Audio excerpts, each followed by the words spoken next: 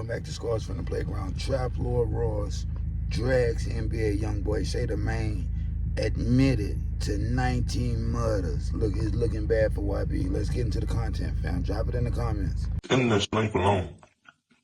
I hope y'all stupid mother know that. It's either you gonna die, or you gonna be a bum, or you gonna be successful, or you gonna go to jail. Years before the sold-out stadiums, the 40 billion streams, and the countless Reddit posts speculating on how many murders YoungBoy was responsible for, he was just a troubled southern kid from Baton Rouge, Louisiana. His real name is Kentrell Deshaun Goulden, and he was born in 1999 in Baton Rouge, where he grew up in the city's north side around 38th Street and Chippewa. Suffering a turbulent childhood, overshadowed by violence and tragedy, in part due to his father getting a 55-year sentence for armed robbery and attempted murder, and the death of his beloved grandmother who raised him, this all led to YoungBoy being sent to a group home where he would suffer severe abuse and bullying before he would eventually start a life of crime of his own during his teenage years, doing home invasions and robberies that would eventually land him in juvenile detention. It was during this time that YoungBoy finally found his purpose through writing rhymes, and upon his release, he began recording low-quality songs at home with his friend and roommate OG33 using a cheap microphone from Walmart. It didn't take him long to pick up a buzz in the Baton Rouge street rap scene, and he soon aligned himself with a local rap label and borderline gang known as Top Boy Gorilla, or TBG, led by rappers G Money and Fredo Bang, and the first of many people that would be murdered, to on him with chilling lyrics claiming that the only way the beef would end was with G Money getting shot, and even hinting that he'd put a bag on his head. Now before we go any further, I just want to make one thing clear. You can hate on YoungBoy all you want, and you can call me the feds, but this is a dangerous man who warns his enemies and tells them exactly what's going to happen to them. G Money was warned what would happen in 2017 if he kept playing with YoungBoy, but he didn't take these warnings seriously, and he wound up being the first of many who unfortunately found out the hard way that nothing can get in the way of the NBA empire. The conflict... Like my little partner, he used to be like my little brother. He stayed with me and everything. Everything was still all good until he started, you know what I'm saying, like doing his own thing, getting him a little buzz, getting a little money. He just got the big... He met by his sister too, though. About his sister? Yeah, I had for a long time ago. She don't like me or something. I'm about beefing. What it is? I don't like you. I'm keep on that. I don't like you. Talking about you don't like this and that. You ain't gonna for you to like, you hear me? G Money wanted all the smoke, and his next move would be a fatal escalation. On August the 27th, 2017, You, when you do this and do that and do that, you ain't sticking with it. So you, I ain't tripping on no this and no none of that, you hear me? You, your mama, your brother, your cousin, your auntie, your uncle, whoever, way throwback, you hear me? Made you script and you ain't do nothing about it. So how you think you can tell me something? and unfortunately, Leon, you know you ain't living like that, man. You get a deal and you done turn to a killer. When you start doing all that, man, you know you ain't cut like that, man. You know TBG been your muscle, boy. And the same you talking about usually don't live in jail, wherever they at, man. That's the same ran you out of Nouveau in the city, man. Yeah, you remember Will? Yeah, Will's out there. And you remember you ran out that store, man. You know what's happening with us, man. You hear me? Real. And I'm living out shit, you hear me? Everything you got with a deal, I got without a deal, man. You hear me? You know, 30 plus on my neck with no deal. Yeah, for real. Driving in $100,000 coupes and man. Yeah, with no deal, boy. You better stop playing and stay in your place, son. people familiar with the city of Baton Rouge A lot of people saying this man is a cop. And he is. You know, let's just be honest. Let's just be real. Anybody that stockpiles this type of information to take a nigga down is definitely working with law enforcement, even if they're not aware of it. But it's no way you can't be aware of it, because you know the police watch this shit. Drop it in the comments, man. It's not looking good for YB. I'm just being honest. I'm just being real. But everything you ask for, you shall receive, sir. You know what I mean, bro? When has it ever been cool to admit to murders? You know what I mean, bro? You could tell by all the information and all the footage that YB ain't right in the mind. You know what I mean? On top of that, they had that man on dog food, fam, heroin. You know what I mean? Heroin. That man was high. He didn't know his asshole from his elbow. Let's just be honest. Let's just be real. This is how they do in Baton Rouge. Nigga, BG was doing heroin at 10, nigga. You know what I mean? I'm just being honest, just being real with you. It ain't no game. But these people are going to find themselves in a world of trouble. And if you follow YB like that and you think it's cool to do those things, yeah, it's going to be under a motherfucking jail or hell. Let's just be honest. Let's just be real. It's either hell or a jail cell. Look, YB was pardoned. I don't know how he was pardoned because a lot of people say, oh, he did time for that. Bro, he didn't do no time. He was out of jail when he was pardoned for the other shit. You know what I mean? And you know what I think? Lesser charges. Look, the government works in mysterious ways, bro. Yeah, they got a power down there this high on NBA YoungBoy. You know what I mean? The whole NBA camp, fam. This ain't to be on no cop shit, bro. This is to be on some real shit. Nigga, look at Trap Roll, oh, he's a snitch, a cop. That's exactly what he is. He's a hip-hop police. You know what I mean? He's part of that branch. You know what I mean? Him, Whack 100, Akademiks, Adam 22, and Vlad. You know what I mean? Come on. We know this. It's like we just try to forget for some reason, bro. You can't forget. This shit is bigger than entertainment, bro. This is to tear people down and get people arrested, bro. That's what they trying to do, man. I'm trying to open y'all eyes up to the bullshit, but y'all don't want to listen. Yeah, y'all don't want to listen, and YB don't want to line. You know, he don't want to line. That's why they let you out, and you doing the same old stupid shit. Now you just want to put your CD out and die. Bro, why you even say that shit, man? Hey, like, you just, oh, I'm so emotional. Yeah, maybe it's the 19 murders that's tapping your goddamn ticker, fam. Drop it in the comments, man. This shit ain't cute, bro. And niggas see this like, oh, we did that? Man, come on, man. The last thing you want is your face connected and your name connected to anything. So that's why he be kissing Baby Joe on the lips, you know what I mean, on the cheeks and all that other, on the neck, all that other type of shit. He love Baby Joe. Baby Joe allegedly put in that wife for him. Come on, man. R.I.P.G. Money. You know, I ain't with none of that shit, bro. I ain't with none of that beef and shit on the internet, like YB said in his own words. That internet shit doesn't last long, bro. Drop it in the comments. That shit horrific. Yeah, I'm watching a doc. I'm still currently watching a documentary right now, but you ain't even got to watch the whole thing to sum it up. Let's just be honest. Let's just be real. The man got a fucked up situation going on behind the scenes, bro. Everything that glitters ain't gold. You did not want his life. You know what I mean? YB could have his own life because a nigga trying to survive way longer than that, bro. Look, if you live by the gun, you shall in return die by the gun. That's just how it goes, bro. Yeah, it's just how it goes. You can't just collect souls and think it's just go your way forever. You know what I mean? Drop it in the comments, man. Shout out Trap Lord Ross. Why?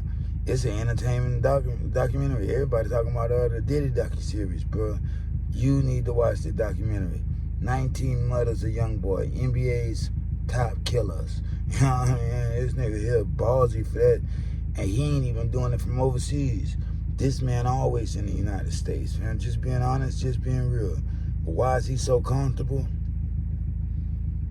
Police presence, heavy police presence behind him. They're watching him. Ain't nothing gonna happen to him before it happened to you. Drop it in the comments, man. Scores from the Playground. Like, share, subscribe. I promise to keep it real.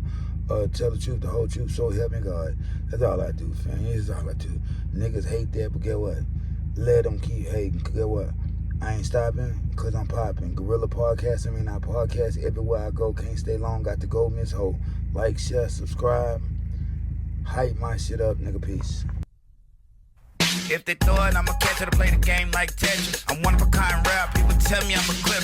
I've been working 24 hours, summertime to winter. I ain't really at the chill, it gotta be about business. Welcome back to Scores from the Playground. Shannon Sharp responds to Aiden Ross saying he drops the N-bomb in private. Let's get into the content, bro. Drop it in the comments. Scores from the Playground. I'm not gonna lie to you guys, I'm not fake. Whenever I listen to rap music, and I've been saying, I'm not gonna lie, like, what the fuck? Like, there's times where I'll say it, but me not saying it on stream, like I've rapped songs before with saying the word. I'm not a pussy, and I'll tell you guys that. Matter of fact, allegedly, in my opinion, I believe that every single streamer fucking says it. And if they say they don't say it, I think they're full of a bunch of fucking bullshit.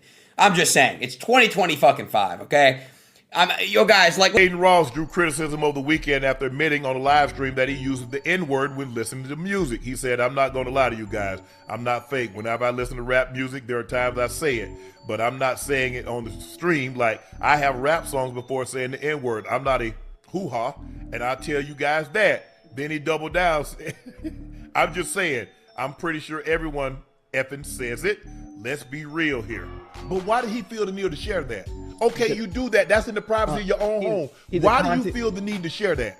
He's a content creator. That's the whole point of what they do. They create content. They create controversy. They create everything. That's exactly we talking about it. That's their goal. And he's one of the better streamers, if I'm not mistaken. You know, in the world. But you know they ain't got no problem saying those words that are offensive to black people. But there's some other words that's offensive to other people. They don't never utter those. You notice that, Ocho? Like what? Like the N-word? Nah, I'm like I said. But there's some other words in chat. Y'all know the words I'm talking about. That's another community. But they never say that. Why they don't rap those? Why aren't they rap songs? It's the same thing with my people. Why don't y'all rap that other stuff? Mm-hmm. Hey, which community? Hey, which community you talking about? Skittles? Nah. You got me lost too, boy. I only know about 2 communities. Nah, this is the most powerful community in the world. The Skittles community is the most powerful. No, it's not. There's another country that has a white and blue flag with a star on it. No, it's not. It's not even close. Oh, they own every damn thing. Exactly. Yeah. Well, okay. I bet. Why don't he say something about derogatory about that? Why he don't rap that? Oh, he want to create content. You told me you're a content creator. Hey, create some content. They own everything, boy. You hear me? Behind every boy. If you was to peel back the layers, yeah, man. I ain't gonna leave that alone. That's all I'm saying. See, people don't have no problem saying that. But boy, I get what you guys are saying. Say he's Jewish. But why don't he use that derogatory term? I mean, we speak to one another like that. Why don't he use that? Why don't he use that? That's all I'm saying. Everybody, look, no matter the community, there's a derogatory term that will describe said community. It doesn't matter the community, but there is a derogatory term. But it's funny how they pick and choose. It's always that word. Oh, it's just a word. So is that one. I find it funny, but nobody ever uses it. Huh. Interesting. I also find it interesting nobody ever put it in the song. They don't talk about it in the movies. They don't say none of that. The one thing Shannon Sharp doesn't understand, bro, is it's in the music. It's in the lyrics. What are you gonna always forget to say a word every time you hear your favorite record? Look, black people specifically, y'all got the game fucked up. Y'all got the game fucked up, fam. Once y'all popularize a word, you can't tell the motherfuckers when they can and can't use it. Nigga, if you didn't want to be called a nigga by the other nationalities, you shouldn't call yourself a nigga. Let's just be honest. Let's just be real. Nobody owns the word. Not only that, don't y'all not own the word. Look, bro, it's a lot of races in the world, bro, and it's a lot of people. You know what I mean? It's more than just 3 people in the world. It's billions of people in the world, bro. You can't tell a motherfucker what words of the English language they cannot use. It just ain't gonna work. You know what I mean? It just ain't gonna work. Now, why doesn't he say Jewish derogatory terms? They're not in rap songs. Nigga, put them in rap songs and see if somebody starts saying them. I was trying to think of one. You know what I mean? I couldn't think of one derogatory Jewish time. You know what I mean?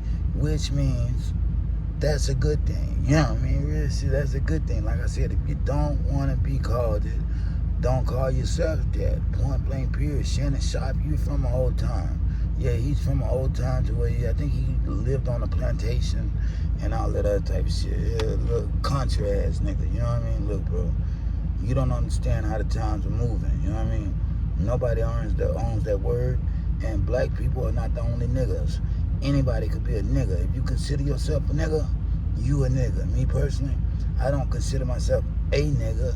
Look, I'm that nigga. I'm the one. I'm him. You know what I mean? But as far as a nigga, man, look, I got a name. Scars from the Playground, nigga. And if you a little more formal with me, I give you my first name. But you know, y'all know my first name, Chris Magic. If you've been following me for a minute and you're not new, you know Chris Magic, bro. I've been on the scene for a minute. It's kind of disrespectful when people say they don't know me. You know what I mean? Just being honest, because I put in so much work musically. Look, I got over 5 million streams independent musically. You know what I mean? Over 5 million streams. Podcasts, YouTube. Look, I'm over 20 million streams, literally. If you include Facebook and all type of shit. Look, I do this on my own. You know what I mean? On my own, because I chose not to run with the pack. They was fake. Me going run with them old niggas would be slumming at this point, bro. I'm just being honest, just being real. And everybody don't see this because I don't let you see the money. When I finally let you see the money and what I make and do, I do this shit 7 days a week, 24/7. And I ain't talking about YouTube. I'm talking about making money on, you know what I mean? Bro, I got like 5 jobs, you know what I mean? I grind like I got 30 kids to feed when I only got 3 to feed, you know what I mean? Let's just be honest, bro. Scars from the Playground, I'm him. Drop it in the comments, nigga. You'll see that soon. You know, 2026 is gonna be a big, big year. You watch, you know what I mean? Real shit, drop it in the comments. No, my nigga, I am not AI. Yeah, I'm not AI. I'm a human is what they tell me, you know what I mean? But I'm not artificial intelligence. Maybe you're the one that's been artificially inseminated since y'all always want to think something is artificial. Natural, nigga, even my hair natural. My nigga, everybody hair don't get this long. Trust me.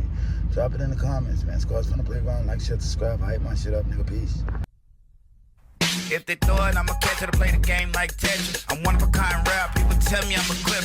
I've been working 24 hours, summertime to winter. I ain't really at the chill, it gotta be about business. Charleston White said 6ix9ine staged his home invasion. I hate to say I told y'all so, but I told y'all so. Let's get into the content, because maybe y'all believe Charleston a little more than y'all did me, because y'all did me dirty. I'm just being honest, just being real. Like Diddy washing dirties, y'all did me dirty, fam. Drop it in the comments, man. Let's get into the content. 6ix9ine. I mean, his house getting robbed. Oh, I think it was staged. Yeah, Really? I think it was bullshit. Anything we can see, I think it's bullshit. And his response to it, I say it's bullshit. Nigga done put a gun to my mama's face and done traumatized my mama. I'm not coming back playing tough. Say, hey, man, y'all could have done, man, y'all got my mama, homie. That's gonna hurt me the fact y'all done that to my mama. I ain't coming to play tough guy, nigga. My mama is a victim of a crime. Yeah, nah, I ain't doing that, homie. And then, nigga, when you look at that surveillance tape, it look like one of them island boys. It do. That's why, man, I'm the body, the movement, the man, that was the island boy and them did that, my nigga. He even said his name too. He said, hey, Red. Man, come on, man. That was staged. Where the FBI footage at where they was at the house interviewing people? Is there any FBI footage where the police was there and they got pictures of all the tape and the stuff? Come on now. And there was no news clippings of, hey, famous rapper 6ix9ine mother, there was no news clipping. It was staged. Only TMZ, which they paid him money for that surveillance. Come on, homie, it was staged. Yeah, listen, my nigga. I think everybody playing if they got a video. If the police ain't saying, hey, we're trying to find these suspects and this, if they ain't doing that, they playing. The police don't play with footage. The media do. So we don't have no law enforcement giving no press conference, no nothing, as big as his name is. In that, I done been to his house.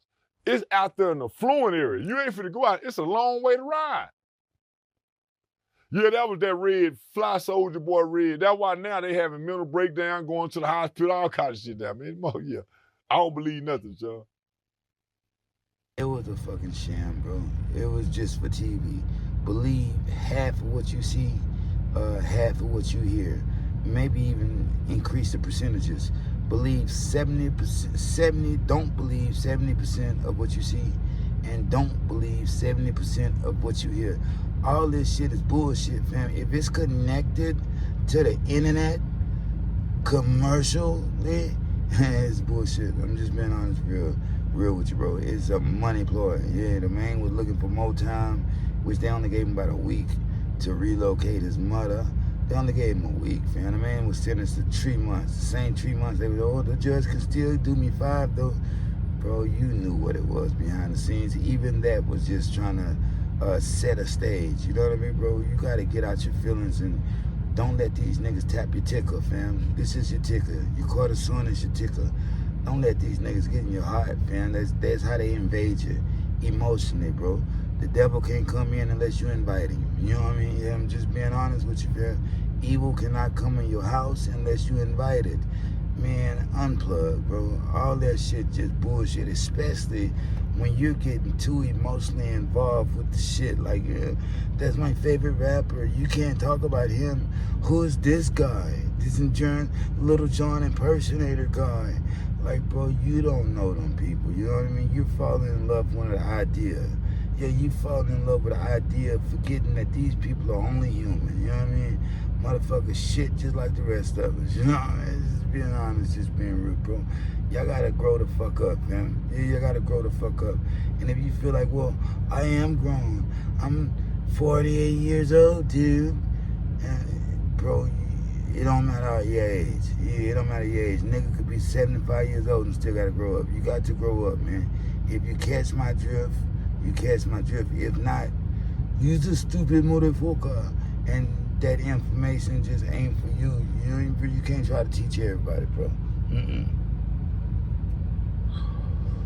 T. Jones said it best, bro. You gotta thank the gods for sanity. Sanity, because everybody don't got it. You know what I mean? Everybody don't, common sense isn't so common. It ain't, but we're gonna say it like this, bro. Thank them gods, them GODs, for sanity, fam. For sanity. It's gonna be a whole bunch of people. Oh, he's just high, brother. You're just high, brother. No, nigga. On top of being an MVP podcaster, best new secret, Wall Street Magic, see it before it happens. Nigga, I've been doing 712s. You know what I mean? Yeah, that's what I signed up for, fam. I signed up for 712. So if you see me tired, it's because I haven't had an off day. You know what I mean? I'm just being honest with you, fam. Because you have to learn how to fund your own journey. You got to find a way or means to fund your own journey, or your shit may never happen for you, fam. I'm just being honest, just being real. For years, I've been killing the hip-hop world. But you got to know, bro, it take a little money to make a little money. I'm going to say that again. It take a little money to make a little money. Nobody want to know that you trying to get it. They just want to know when you got it. You know why? So they could leech. You know what I mean? Why a nigga ain't shit. You know, just being honest, just being real, man. I can't go hang with my old friends. Why? For me to be slumming now. I done came way too far. I brought myself from the hood to the suburbs, nigga. That's big shit, you know what I mean? Me and my wife turned our family into a suburban household, fam. Suburban, you know what I mean? We're not in the hood, fam. Yeah, real shit. We're not in the hood anymore. Yeah, everything's changing, man. Nigga. Wall Street Magic, I see it before it happens. Look, like, shut, subscribe, can't stay long, gotta go in this hole. Gorilla Podcast, it means I podcast everywhere I go. The camera must go out, come out, and my face must show and glow. You know, just being honest, just being real though. Like, share, subscribe, hype my shit up. Nigga, peace. Yes, 6ix9ine shit was a sham. I forgot it. Look, bro, that's why I do that shit sometimes. I forgot what the fuck we was even talking about. 6ix9ine shit was a sham, bro. Don't believe that shit. Everything that nigga do, made for TV. Danny boy, whatever you want to call himself. Just learn how to work the internet. Yeah, that's all he did. Learn how to work the internet. You know what I mean? Look, for all you dudes out there that's going, oh, he looks this, he looks that. Look, my wife is pretty than a motherfucker, sexy than a bitch. You might know her. She's a celebrity chef. You know what I mean? I don't talk about looks with niggas. You know what I mean? I don't talk about looks with niggas, but I'm going to tell you, everybody out there, and on the internet and off, when you got beef for a nigga like me, save it. Yeah, save it. Because guess what? Meeting me in person, I might make you eat your fucking teeth. I might make you bite the fucking curb. You know what I mean? It's just how I get down, bro. I've always had a propensity for violence. I'm just trying to change, man. I'm trying to change. But you meet people, when you go here, you go here. When you go outside, you meet people that just are triggers. Yeah, like triggers for me. You know what I mean? I try to get away from him. You know what I mean? Point blank, period. You can't ride with me. Yeah, this seat is gonna be empty. This seat is gonna be empty. Why the seat is gonna be empty? Cause nigga, you got to trust a motherfucker that's riding with you, and I don't trust no one but my wife and my daughters and my mother. You know what I mean? Point blank, period. You know what I mean? And I'll add a couple more people like my brothers and a few cousins, a few aunties, couple friends. You know what I mean? You know, got a couple friends that I could add over there, but guess what? Y'all ain't riding. Yeah, y'all ain't riding. You'll be better off riding behind me. Nigga, look, I'm just being honest. I'm just being real. Drop it in the comments, man. Like, share, subscribe, hype my shit up, man. It's a conversation about anything, man. That's what makes this shit odd. It's a conversation about anything, fam. That's what makes this shit odd. And I don't even know why I said that shit twice. Just felt like it. Can't stay long. Got to go. Miss Ho. Peace. If they throw it, I'ma catch it to play the game like Tetris. I'm one of a kind rap, people tell me I'm a clip. I've been working 24 hours, summertime to winter. I ain't really at the chill, it gotta be about business. Go back to Scars from the Playground. Charleston White Uncle Charlie say he partied with Lil Boosie at Club 24 in Miami. Let's get into the content, fam. Drop it in the comments. You recently bumped into Boosie too, right? Yeah, Boosie and YF and Lucci, about 3 nights ago. In the same Yeah. vicinity. Shout out to Club 24 in Miami. That's the first venue in black space that somebody was put me and Boosie in. What was that like? I was Because by you just said myself. I knew them were gonna be looking. I already know all eyes were gonna be on me because I'm by myself and I'm in there throwing money like I'm a big dog. So I already knew they were coming. They told them I was there because at first they had our sections by each other. They were gonna be behind me. I was like, nigga, don't give a damn about them being behind me. I got some Miami to turn it up for me and they're around the corner. So they moved me sections. So when them niggas came in, I went to showing out like I always do. When them and you was by yourself. By myself, solo dolo. Yeah, and they were looking like they were fascinated. Yeah.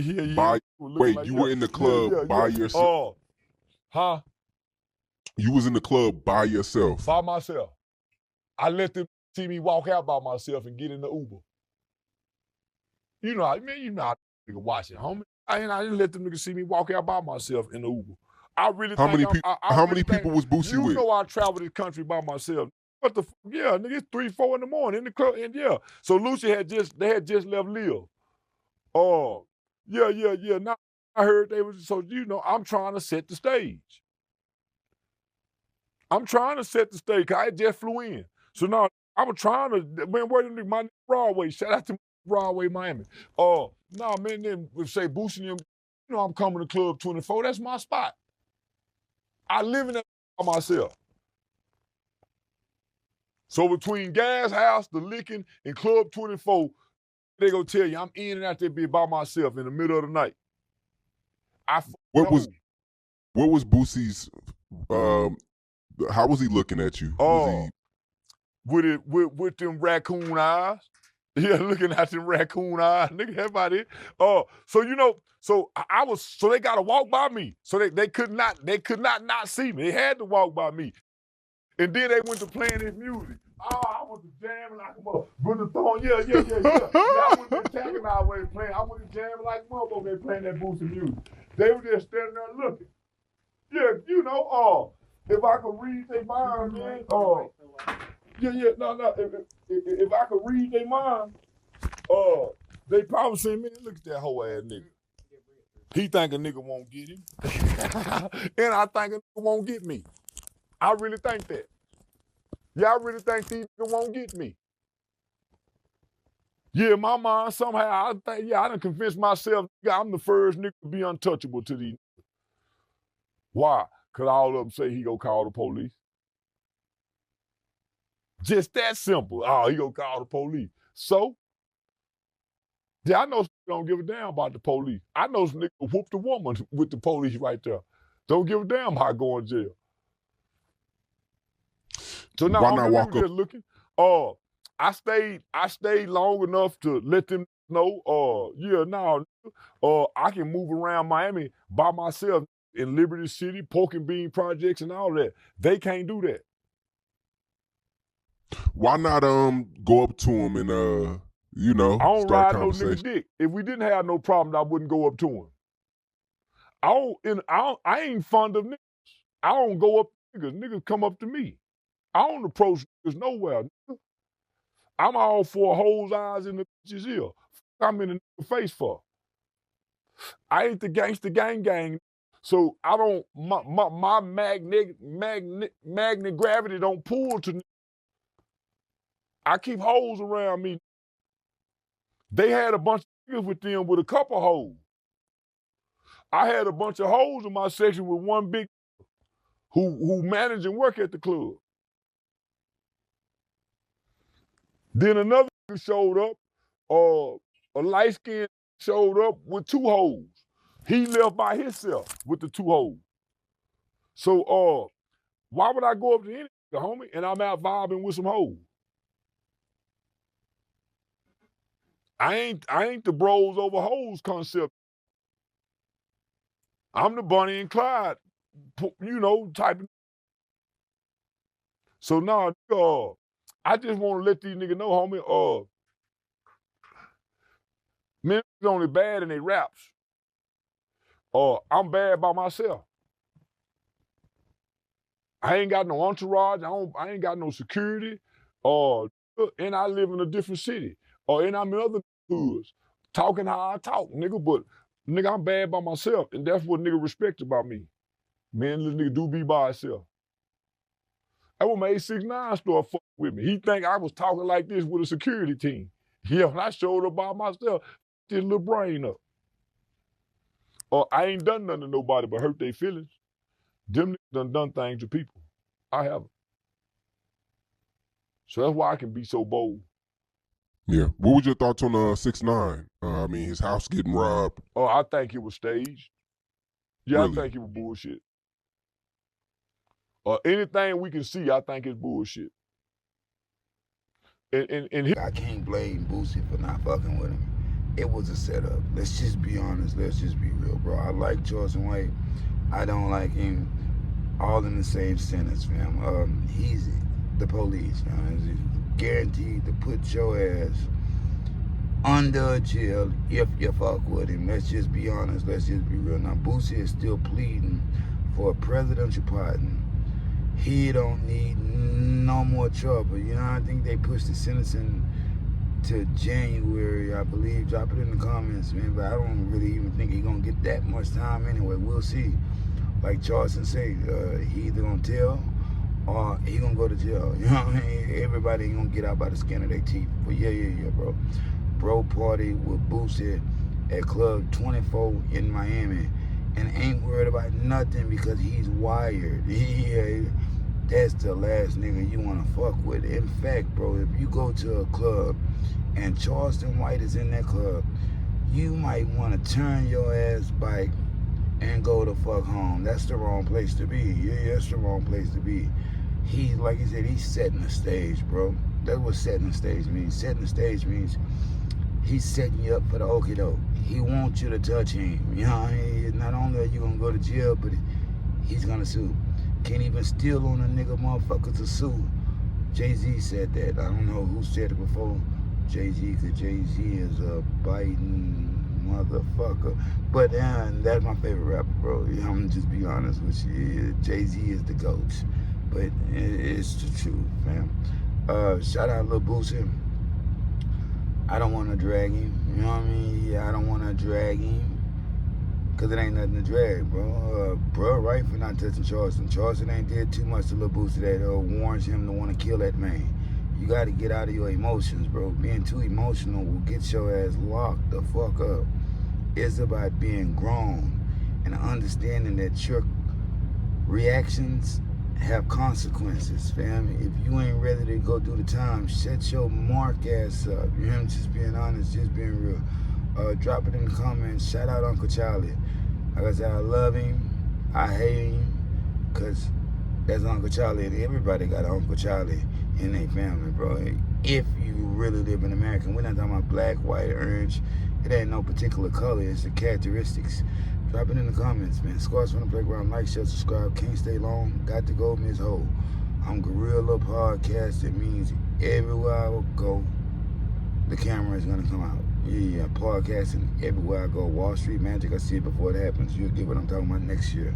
Just how it works, bro. It's like a good workout. You don't see the results while you're doing it. You gotta give it some time, then you see the results. That's what this is, man. Yeah, like, share, subscribe. Hype my shit up, nigga. Peace. If they throw it, I'ma catch it to play the game like Tetris. I'm one of a kind rap, people tell me I'm a clip.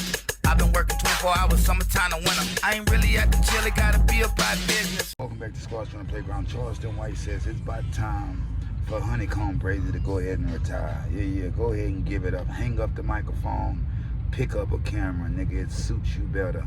Let's get into the content, bro. Drop it in the comments. Squads from the Playground. I seen your Honeycomb Brazy interview. Yeah, he's a fool. He ain't gonna do good rapping.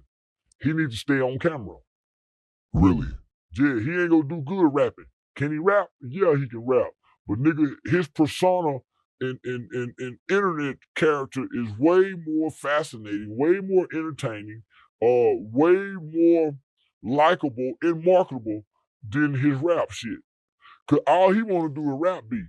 He really don't wanna sell albums and records. He just wanna have the rap image and rap beef. But he really wanna be funny. He can bring the day room to the camera and be a day room nigga and have everybody laughing. His biggest mistake coming out saying he done stabbed 100 in prison. Why is that a mistake? Right nigga come get you. You can be charged for what you do in prison. You can be charged for what you do in prison. You can't get a free world charge. Come on, nigga.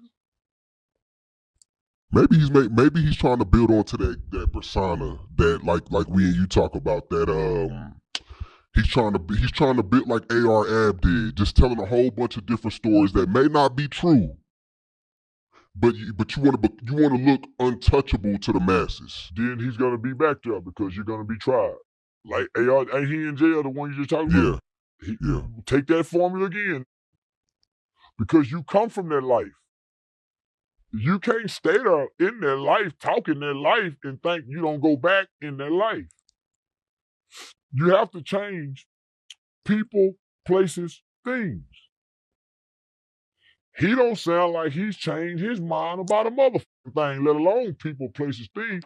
All you gotta do is listen to it talk when he come out of jail to let you know if he going back. Go Yayo going back, Blueface going back, Honeycomb Brazy going back. Finesse trying not to go back. Max B, he ain't going back. Listen to the conversations. These NBA YoungBoy and this boy arguing over who bitches can fight the most. I got pretty bitches. One nigga get pretty bitches and make they pretty bitches fight. These ain't dogs like Michael Vick. Homie, that's why you niggas can't elevate these hoes. You got the hoe fighting instead of making copies and booking shit, nigga. And come on, nigga. You with low-hanging fruit. Matter of fact, you picking the rotten fruit up off the ground. If you got the hoe fighting. And I ain't no. I know any guy I know got speculation around this dick, whether it's herpes, STI, STD. I ain't exchanging hoes with him. Any nigga that'll fuck Krishan Rock that show me how she live. I wouldn't dare fuck with her. You done showed me one time how nasty is. If I have nasty, a pussy just as nasty. You telling me you can fuck with these kind of hoes that you niggas just fuck with mental ill patients. Getting them high on drugs and got them acting out trauma because they cute. They got cute hoes in the mental asylum. So wait, you think Honeycomb Brazy should start streaming? Yeah. If not, he going back to jail. He want to beef too much. Rap beef don't sell no more. Rap beef don't sell no more. That's what killed the game. It wasn't friendly beef no more. It wasn't friendly competition. These So niggas he- take it personal. So he'd make way more money being a tough character, entertaining, being the guy that's fresh home, you know, being funny. Show me telling where he in the stories. studio rapping. Show me where normally when you fresh out, motherfucker done book you to come perform them last song that was hot. Off the momentum off you being out. Didn't you just say the boy Max B 6,000 people showed up? He got 2 shows, yep. Come Sold on out now. immediately. Come on now. You see the difference. You can look at what succeed and what's fail. He came out and did this every time. My mama say, son, the definition of insanity is a person that's doing the same thing expecting different results. So niggas doing the same shit, expecting different results. Homie, if Finesse 2 Times got away from Rap-A-Lot, or Rap-A-Lot released him, he'll blow up as an artist. But he's a rapper signed to Rap-A-Lot. They ain't gonna let him be an artist. They gonna strain him and choke him and drain him. Same with Honeycomb Brazy. Nigga, we don't watch Jay Prince and the Rap-A-Lot Mafia family try to put together all the beats and sit everybody down from T.I. to Lil Flip. Why can't he take his 2 artists and sit down and make some music that'll make this motherfucker rock if them 2 niggas came together? What happened to the big homie talk over there? But everybody getting every man for themselves, but sign they chained to the doghouse. Every Rap-A-Lot got a doghouse they chained to, and they can't go nowhere. So now, homie, that's probably one of the most disappointing things about Rap-A-Lot. Got access to these 2 niggas, homie.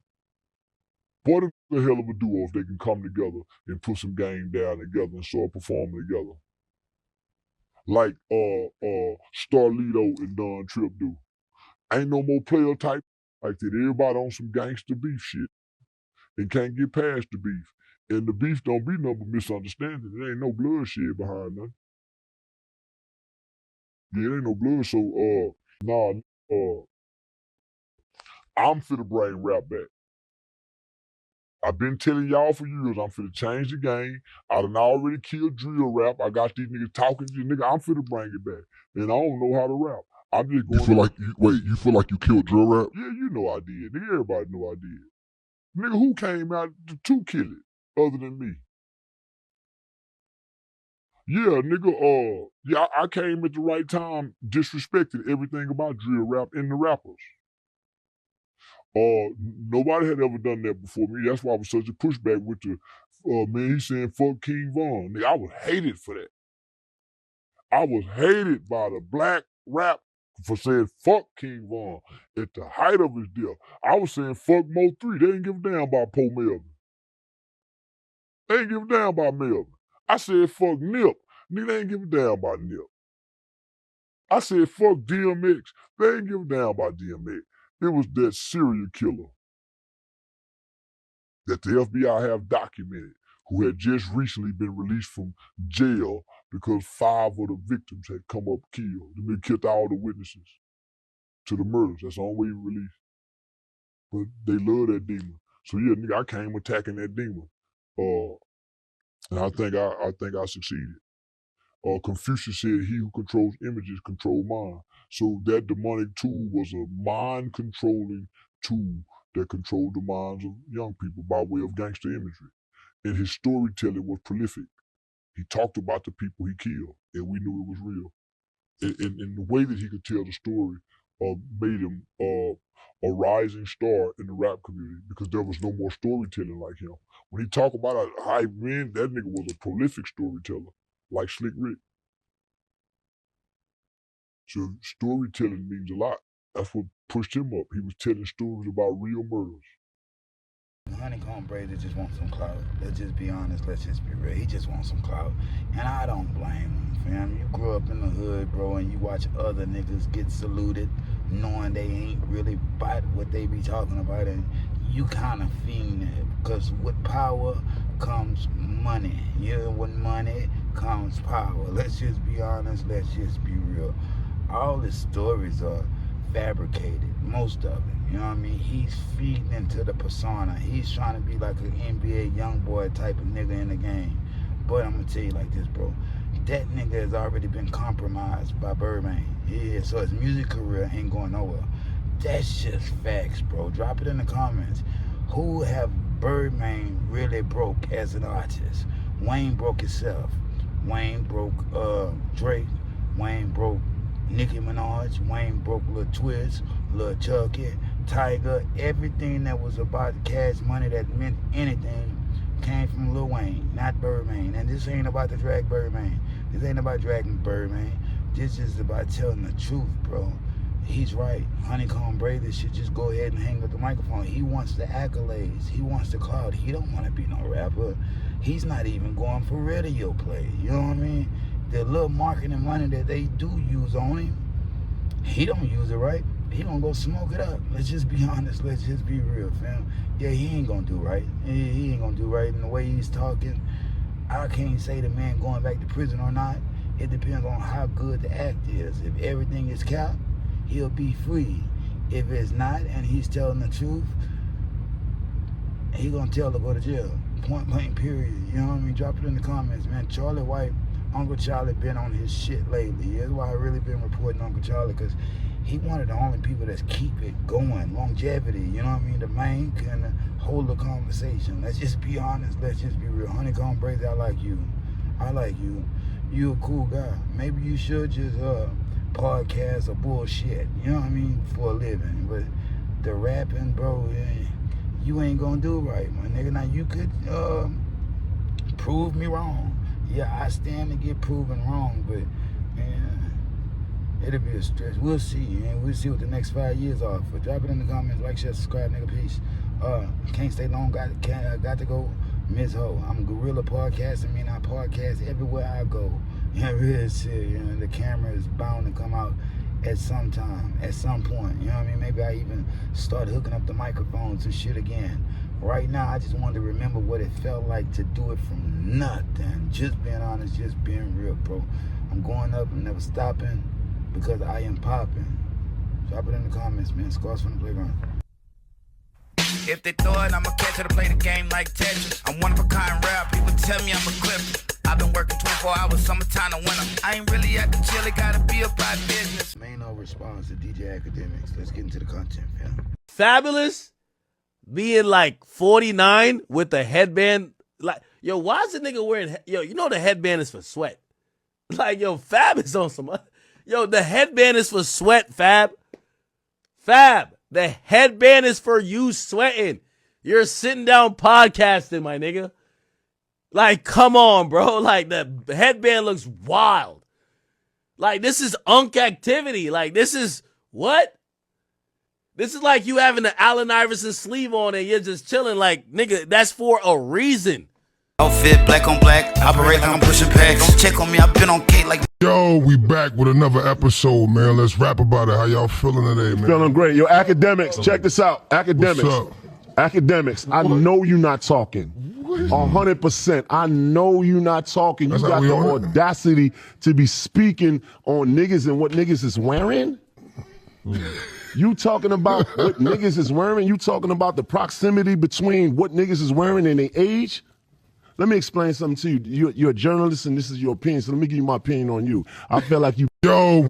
No, listen, 100%. Listen, I feel, let me just say how I feel. I feel like you built like a wet bag of laundry. I feel like you're built... No, listen, I feel like you're built like a jar of relish. You understand? You see, here's the thing, like, this ain't no gangster talk, we ain't gonna do no gangster shit, but listen, what I'm saying, since you wanna speak about, young niggas, old niggas, and when you do that, you indirectly causing division between young and old niggas. Ain't no difference between young and old niggas, it's only time. It's either you a lame or you not. It's either you with it or you not. It's either you understand or you don't. Period, point blank. You understand? And when you speak about fashion and when you speak about what niggas is wearing today, let me just give you some game though. Timbs, Air Force Ones, Pelés, Avorexes and all the things that you see people wear today, those things was here. Those are the things that was made hot in the 80s and the 90s, and we made popular. So like, leave niggas out of that. Like you giving your opinion, and my opinion to you is I think you built like a fucking a woman with 4 kids. Like, what are we really talking about? No. Let me talk though, because this is the problem. Niggas been talking every day. We wake up, niggas is saying shit about us, and we ain't. Yeah. We take the high road every time, but we got to put things in perspective, right? You got a nigga that probably spent most of his early life afraid to really be and couldn't be in the in crowd, was insecure, couldn't take his pants off in front of women. You understand what I'm saying? So now, 100%. Yeah, 100%. Yeah, ashamed, right? Because listen, so I know the hoes that these niggas be DMing and all, and I know what they say about these boys. They call that boy, you know what they call that boy? They call that boy chicken. Chicken for chicken nugget. Stop playing with me, nigga. Come on, micro nigga, I'm a big dick dictator. Stop playing with me. Everything I say, nigga, when I say go, nigga. Stop playing, nigga. Holiday edition. Stop playing. Yeah. You understand? And with that being said, yeah.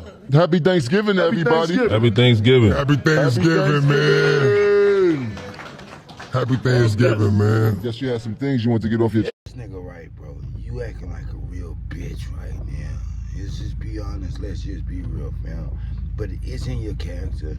Yeah, nigga, know that's you. Yeah, that's you, fam. You a pussy boy. That's what we call DJ Akademiks. And this ain't the dragging, but come on, my nigga. The headband. Everybody wears headbands, bro. It's like an ode to the past. You know, let's just be honest. Let's just be real, bro.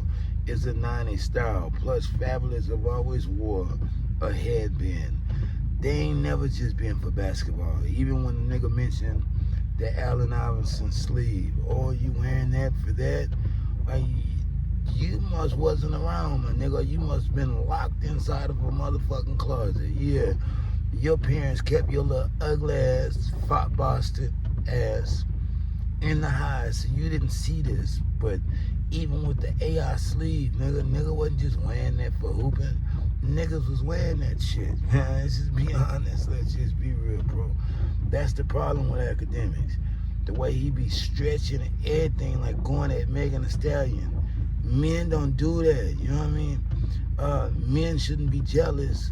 That's a female's trait, bro. Why are you going back and forth with Megan Thee Stallion? You know what I mean, bro? It makes you look extremely fucking corny, bro. Find you some business. Yeah, find you something to talk about. But if it's gonna be about a nigga headband, you know what I mean? Come on, man.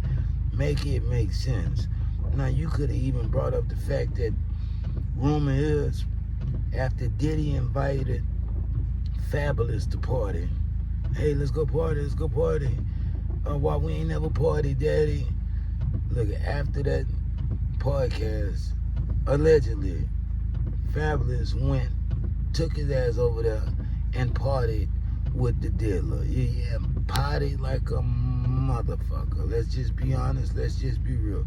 That's the rumor. Now, inquiring minds want to know, is it true? Yeah, that's something you could have been asking the man, but talking about a nigga headband, bro, you putting a bullseye on things that shouldn't even be highlighted. Yeah, makes, I'm going to tell everybody like this. I don't know who Fabulous beefing with, but Akademiks has been compromised for quite some time. That nigga compromised, my nigga, so you can't take nothing. You got to take everything he say like a grain of salt. You know what I mean? Like a grain of salt. You know what I mean? Once it get too salty, you know it's all bullshit. Let's just be honest. Let's just be real. Drop it in the comments. Shout out Maino, because he's fucking right. Yeah. And I don't tell a nigga he's right often. Often these days people say dumb shit, so I gotta tell a nigga he's wrong. In this instance, he's totally fucking right, bro. That's some sucker shit, man. Yeah, that's some sucker shit. Nigga know you gonna podcast, but a headband, drop it in the comments, man. Scores from the playground. Like, share, subscribe, hype my shit up, nigga, please. If they throw it, I'ma catch it to play the game like Tetris. I'm one of a kind rap, people tell me I'm equipped. I've been working 24 hours, summertime to winter. I ain't really at the chill, it gotta be about business. Back to Scores from the Playground. Katt Williams speaks on depression. He say life is always worth the next adventure. Let's get into the content. Drop it in the comments. Scores from the Playground. Like, depression is the worst disease because it makes you think things that are incorrect, you know? So I was reading so many books of so many people in so many different circumstances, and it always works out. It always gets better. Life is always worth the next adventure. And so that's how I was looking at things even that early.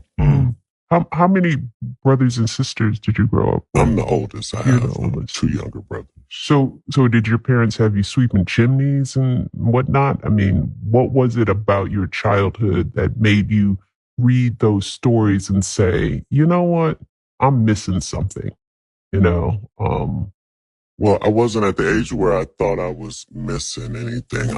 Now, granted, in retrospect, I was, but I was using all of my setbacks for my benefit.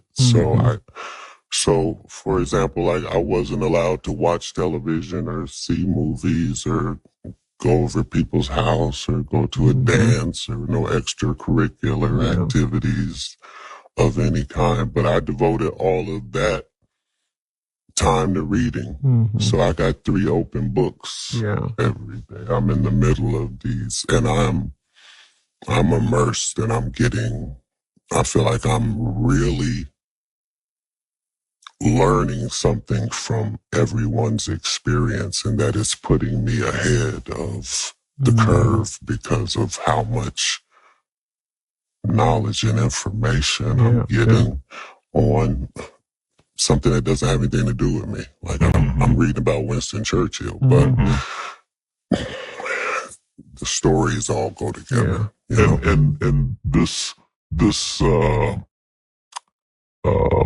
situation you were in, not being able to do a lot of stuff, that was because your parents were religious? Yeah. Okay. Yeah. They were Jehovah's Witness. Right. And high up in the organization. Yeah. But, you know, a lot of the things that I learned because of that situation. So I already knew that when I got in the position to be a parent, I understood love is the most important thing, and it's free.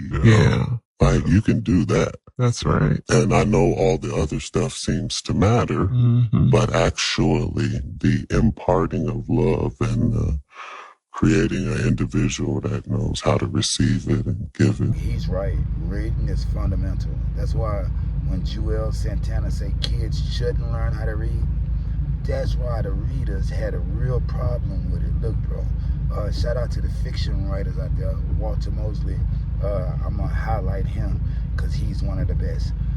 Drop it in the comments. One of the best black fiction writers in the world. Just being honest, just being real. Look, when you read these books and you really get into them, they could take you to another dimension. Let's just be honest. Let's just be real, bro. It'll make you feel like you're really there, which gives you a little break from the real world. Everybody should try it out. Just being honest, just being real, bro. What Katt Williams' parents did for him, took the TV away, all strict. I can only imagine what goes on in a Jehovah's Witnesses house. That's why the man acting out. You know what I mean? That's the same thing that happened to Charleston White. Now, his people wasn't really religious. It was just more that he had already screwed up his eye, so they want him to just stay out the way, stay out of trouble. You already put us through enough, little nigga. Go sit your ass down, stand eyes. You know what I mean? Treated that boy like he was the ugly kid that couldn't be around the other ones, the crazy one. Drop it in the comments. Shout out Katt Williams because he turned out all right. Now, he went through a rough patch, bro. 15-year-old was headlocking him. He was always high on Lord knows what. But he seems to be all right now, bro. He seems to be all right. I mean, people still want to know what happened when that comedian was found dead right outside his eyes. But other than that, I mean, he's kind of squeaky clean. You know what I mean? Real shit. I don't think nobody talking about Katt Williams no more, because after the Shannon Sharp, you be a fool to talk about him, because you know he gonna drag the shit out of you, and it's gonna go viral. Look, shout out Katt Williams. He's right. Life is always worth the next adventure. You never know what's gonna happen, bro. The unknown, you know what I mean? Yeah. Put your faith in the unknown, because guess what? Anything can happen. You know what I mean? Real shit. You might wake up tomorrow, maybe not tomorrow, but tomorrow, if you catch my drift, you might wake up tomorrow and win $1 million. You know what I mean? When right now you only need $1,700 to pay the rent. Bro, just keep going. Yeah, faith, whatever you want to call it. You know what I mean? Just have the faith, keep your shit intact. You'll be alright. You'll be alright. And read. Yeah, read. Real shit. Keep yourself out of it. Nothing really matters. Yeah, nothing even matters at all. And that's the famous words of Lauryn Hill, fam. Nothing even matters at all. And nothing really matters at all.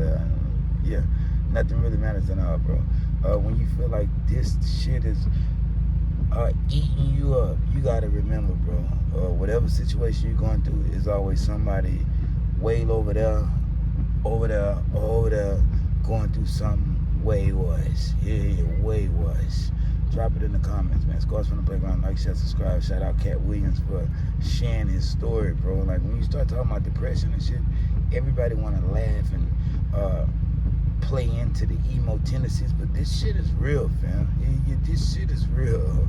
I wouldn't wish depression on my worst enemy. Well, I can't say that, bro. I probably wish anything. You know, people always say that. I wouldn't wish jail on my worst enemy.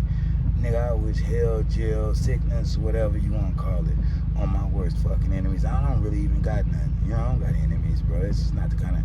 Always be a cool nigga, bro. If you stay a cool nigga, you ain't got to worry about having no enemies. People will love you like they love me. I'm just being honest, just being real, fam. Drop it in the comments. Shout out Katt Williams. Like, share, subscribe. Hype my shit up, nigga. Peace. If they throw it, I'ma catch it to play the game like Tetris. I'm one of a kind rap, people tell me I'm a clip. I've been working 24 hours, summertime to winter. I ain't really at the chill, it gotta be about business. Welcome back to Scores from the Playground. Gene Deal speaks on not being involved in the Sean Combs The Reckoning docuseries on Netflix. Executive produced by 50 Cent, Curtis Jackson himself. Let's get into the content, fam. Drop it in the comments. And I figured that after this 50 documentary, you'll be giving me a call. Told you I ain't turning down nothing but my collar when it comes to you. You know what I'm saying? Yeah, man. I mean, I had to bring you back. This documentary got everyone talking, man. A lot of people want to know why you wasn't in it, man. Well, first and foremost, you know, I thought I was going to be in the documentary at first until I started talking to that director. I think her name is Stapleton. I don't know her name. The Wright. I don't know, man. Me and 50 talked like 45 minutes. The producers had been calling me and everything. So this one night, 50 called me up, and you know they got him on the phone. Man, he was just talking. We was talking about old time shit. You know, sit down with Black Hands, sit down with with Puff Kids, the whole Puff situation, and this documentary that he's going to be doing. You know what I'm saying? So I told him that I was going to, you know, have Kirk and Tim. Kirk would be the one who talk about the business part of it. Tim would be the one who talk about the growing up phase with Diddy and everything, like, and over there working in the record industry with him and stuff like that. They was like family. And I was going to talk about, you know, the street stuff, what was going on with Bad Boy, you know, with the security, with Wolf, with the City College, with, you know, the time that I knew about when I was with him up until about early 2004 or something like that. But basically the streets and then the traveling with him and the atmosphere and everything. And then go back into the Notorious Big, stuff with the Tupac and the whole 9 years, all the stuff that I knew. You know what I'm saying? So we was talking, and he sounded like, yo, listen here, they gonna spare no expense with this whole documentary. So I said, all right, cool. So what I did was I spoke to Tim and I spoke to Kirk Burrows. And I was like, yo, because I had Tim's number. Tim didn't know how to get into touch with Kirk. Kirk didn't know how to get into touch with Tim. But Kirk was trying to tell me, give him the number with the Tim. I said, nah, I ain't doing that. So I gave one of the producers the number in the whole 9 yards to get in touch with Tim because I want to see him get money because I know Tim got a hell of a story with Puff. So then I talked to Tim and I told him, yo, listen here, man, we should go in as a package deal. All three of us, we could tell a hell of a story about this whole documentary. You know what I'm saying? From front to start. Then whatever stuff that they get and everything like that. So let's go in there and ask them for 50 apiece. You know what I'm saying? So Tim was like with it, yo, Gene, whatever, go ahead like that. Kirk was like, yeah, okay, cool, Gene. It was like a general census that we was gonna do this in a whole package deal. You know what I'm saying? And then I started speaking to the producers and everything like that, because 50 had told me himself that they was going to spare no cost in doing this because he wanted to tell the story and he wanted to tell the story like it was supposed to be told and everything like that. I said, yeah, okay. So then the director, I got to get her name, man, because it don't even sound, I want to put her on blast because she was telling me, she was saying to me that what I was asking for was crazy and they wasn't spending money like that. I'm talking about you got footage, you got clothing, I was doing footage, I had pictures, all the stuff that I had, you could figure out a way to pay a brother and stuff like that. And then I was telling her about some prices that I've already received and I had the invoices to show it. And then she was calling me like I was lying. I was like, yo, who do you think you talking to? You know what I'm saying? And she was talking about, there's no way nobody paid. Nobody what? I say, first of all you people come with these documentaries and stuff, the first thing you tell me, y'all tell these people out here that y'all don't pay, and y'all pay. If you can make a picture look like $10,000-$15,000, you know what I'm saying? You can sit here and tell me that you're going to pay me for my time sitting right down here with y'all. You understand? So then, one thing led to another. And I was like, yeah, all right, well, then, F you. I spoke to 50. And then she said, 50? And this is exact words that came out her mouth. 50 does not determine what goes in and goes out of this documentary. And he definitely don't pay. He determine what somebody get paid. It's not his documentary like that. I was like, oh, so if it's not his documentary and I spoke to him like that, I don't need to be doing nothing with you because I'm doing this on the strength of him. But you gonna pay me if I do it. So it went back and forth, you know what I'm saying, for a little bit, and then they had Kirk Burrows giving me calls and everything like that. What are you calling me for? You know what I'm saying? I'm not. Get out of here. I know what kind of dude you is anyway. Me and you cool and everything, Kirk, but don't call me about no business with this stuff like that. And then what I found out is that he was making a deal, cutting a deal for himself as well as Tim. You understand? And I was trying to get a deal for all three of us. You understand? So that's how them industry cats go. That's what they do. You know what I'm saying? So I'm looking at it like this. So then he called me back again, and I told him, like, listen, man, don't you ever call my phone again, Kurt. You know what I'm saying? Because we had got into it about somebody calling him. He told me Groovy Lou called him and wanted to know why Gene's still doing this to Puff and everything like that. And I mentioned it on the Gene Deal show. You understand? I said something. Then he called me back like I was lying. And listen to me, Kurt. Don't call me about what these clowns and these niggas say right here, bro. And especially don't call me talking about what I gotta fix, when in fact you know what you told me and you know what our conversation was. You know what I'm saying? So the whole thing about why I'm not in the thing, the lady was talking greasy to me. She had no right to talk greasy to me. And then she told me that 50 didn't have the power to do anything, but they using his name to like push the whole documentary. And that's what it was about. So that's why you don't see a cameo other than the pictures they used of me on the film in the documentary. I got like 3 or 4 pictures in the documentary that I've seen of myself. You know, some people say they saw more, but I know three different times where I was certain places and you could actually see me in the documentary, and that's the only thing you're gonna get. But the stories that they told in the documentary, bruh, come on. They could have went a whole lot deeper. They could have did a whole lot more. So I ain't in the documentary because that lady that was the director, I think, what's her name? Alex, you know, Alex Staple. You know her name, Mighty? Yo, Mighty, just give me 1 second. Give me 1 second. I'm gonna look this up, all right? Okay. Her name is Alex Stapleton. The director that I spoke to was Alex Stapleton. She was the one who told me that she was the director, she was the producer, whatever, this, that, and the third, the whole 9 yards. And she was talking mad greasy to me. And listen here, it's no amount, after you talk that kind of talk to me, it's no amount of money she could have paid me anyway for me to get in there. You know, my story is more too valuable, you know, getting into depth or getting in depth with this whole stuff, and it would have helped that documentary a whole lot. You know what I'm saying? In actuality, they used all the stuff that I told them and did it the way that I was saying do it. Tim Dog started off with the childhood with Puff and the whole 9 yards. Kirk Burrows do the business part, but they was trying to put people in there like Mark Curry and other people to talk about the streets or what was going on, you know, a certain thing.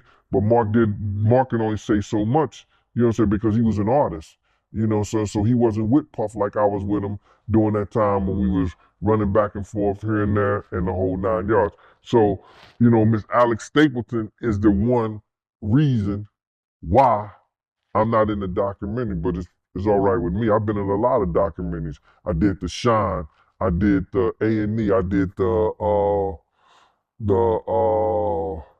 Discovery Channel. I did the Fox. You know, I've been in a whole lot of different documentaries, and I'm always on the art of dialogue. So the people been getting most of the information from here. Yeah, man, you always on here, man. Always got to bring you on. So with that being said, man, I want to get right into the documentary, man. How you feel about the documentary, man?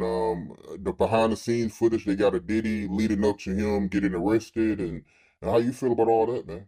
Well, what I feel about the documentary, they left a whole lot of key things out. If they was going to do something and they're going to say in the reckoning of Sean Combs, the reckoning, or Diddy, the reckoning, and stuff like that, it should have been a lot of people that we lost because of him. You know what I'm saying? It wasn't only Big, it wasn't only Tupac. You understand? For the atmosphere that he put those kids in, you got a guy named Anthony Wolf Jones, who was from Bad Boy, from its conception, is doing security and being one of the financiers of Puff, having to have some money to keep Big and Craig Mack around before he got to Clyde Davis. You know what I'm saying? They wasn't able to tell that story because they didn't have no intel on that story or what went down, or they didn't do their investigations right, which he also led up to the reason why Wolf ain't here today. You understand? They didn't tell that story. They didn't tell a story about Jessica Rosenbaum, who was at the City College situation. You understand? It was Puff, Heavy D, and Jessica. You know what I'm saying? Jessica was the reason why those kids lost their life, because she locked the door on those kids running down the steps. You understand? You could see her name in a news article, but they didn't mention nothing about her taking place, but they try to put Heavy D, God bless the dead, out there and they put Puff out there. You know what I'm saying? She should have been the main one because she is the one who locked the door on the kids. You understand? She is the one who locked the door on the kids, and all those kids lost their life. Had she not locked those doors, not one kid would have lost their life. Not one kid would have lost their life. And that's what happened. So the reason, the feelings that I have about the documentary, man, it was just old news, and they took a couple of with the footage from Puff from the days that's leading up him to get arrested, and the incidents with the people from the courts, you know, the two people from the courts. So it was nothing new. It was put together pretty good, but it was nothing new that we didn't know. It is nothing new that we didn't know, bro. And they could have did a whole lot better. They could have got into the fact if they was talking about they wasn't going to, you know, they was going to spend some money on it and stuff like that. They could have got into the fact of who actually made that payment, because they put it all in the documentary. Who made that payment to get Tupac eliminated? If that was the payment that they had alluded to. So, like in the documentary, it's all right, bro. You know what I'm saying? But you watch it once, it don't get no second look. It don't get no second take. It ain't nothing like say, yo, I gotta go see that shit again. Nah, not at all. So let me be clear on this, brother, is that I was at City College. You understand? I was there. I was doing security. My team was supposed to have the outside. Puff came to me the day before we were supposed to do the job there and told me that Heavy D didn't want us to do the security outside. I had 18 men ready to do the security outside with my dogs like I always do. People knew how we used to roll. We would have the pits, the Rockwallers, you understand? You know, we had that outside locked up. So anybody try to bum rush, anybody do that, we had the gates, the whole 9 yards. So we could stop all that. You know how people gonna get down in Harlem. You understand? So, and then when you got LL Cool J, you got Mike Tyson coming through there, and they coming through the front door so people see them. So they gonna go crazy. LL was the hottest thing out at that time. Mike Tyson was the hottest thing out at that time. They got all kinds of stars and people in there already. They was coming through the back. They came through the front. And it caused the door to be bum rushed. But if they had the gates up, if they had the dogs, and with the help of the police, that shit would have never happened, bro. That shit would have never happened. I was there. I saw it. I saw Jessica run down the steps after she grabbed the money box because my man Eddie was protecting her. And Eddie's the one called me on the walkie-talkie and said, yo, Jessica just locked me in outside the gym, Gene. You couldn't go down the steps after they bum rushed the door. You understand? I had to run around the whole gym on the outside, around the gym, down the steps, run across the basketball court, and open the front door. When I opened that one door, because it pushed inside, people start squeezing through that. Then I just kept doing the doors, and people was coming in there, falling dead, right out, just falling out right there. And once they got in there, they just fell out. It was crazy, bro. It was a crazy sight. So I was there, man. So I knew more than they would put down there in that documentary. You know what I'm saying? You even see me, when Puff is standing up right there, you see me down there trying to do CPR on somebody, and that was a 17-year-old kid that died, bro. Look, it was a hell of a documentary, a docuseries. It was a hell of a docuseries, but it wasn't nothing we ain't seen.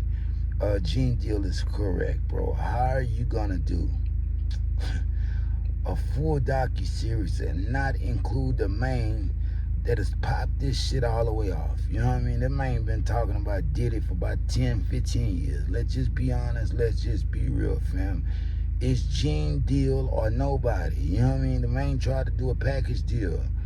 They didn't want him. Why?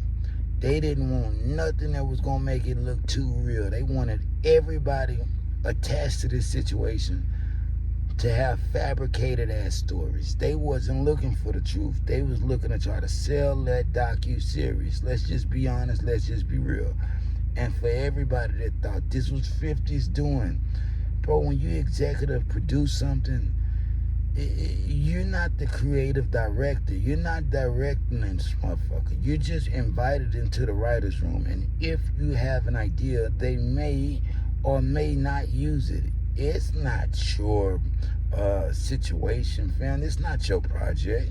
Let's just be honest. Let's just be real, fam. It makes sense. 50 was just a face. He had no power, no pull. He wanted Gene Deal in it. But look here, the director, whatever her name is, Jessica, she didn't want him included. You know what I mean? She didn't want him included. For what purpose? Who knows? You know what I mean? Maybe Gene Deal said something about 50 in the past. Bro, you never know. Behind the scenes, there's always some extra shit. Let's just be honest. Let's just be real. 50, boo-boo, very emotional, fool. Very emotional over old Daphne Joy, his BM. But look, your BM say you was sexually assaulting her too, nigga. You know what I mean? It's just, come on, nigga, on top of as allegations. But if the allegations are true, you are no better than Diddy, the dealer. Look, y'all all one and the same. Man, what y'all gotta understand, bro? It's no difference when you're dealing with the commercial hip-hop industry, bro. They all are not to be trusted. Yeah. Ja Rule been talking the truth on 50 for years, and nobody wanted to listen. Why? He overpowered him, hip-hop wise. He overpowered him, damn near stopped his career. But Ja Rule's still the same Ja Rule, man. The man still touring. You know what I mean? Man ain't stopped, bro. If you put catalog against catalog, Ja Rule would beat 50 Cent. He ain't got that many fucking hits, but Ja Rule and all this shit damn near certified diamond. I'm just being honest. I'm just being real, bro. You got to make this make sense. Diddy, Sean Carter, Curtis Jackson, all the same, fam. They all partaking in some crazy shit. Now, 50 is trying to make it look like he's cleaning it up. But look, bro, one party is no better than the other. That's just the truth, fool. Boo-boo is a lot of shit behind the scenes about you. Let's just be honest. Let's just be real, fam. Will it ever come to the light?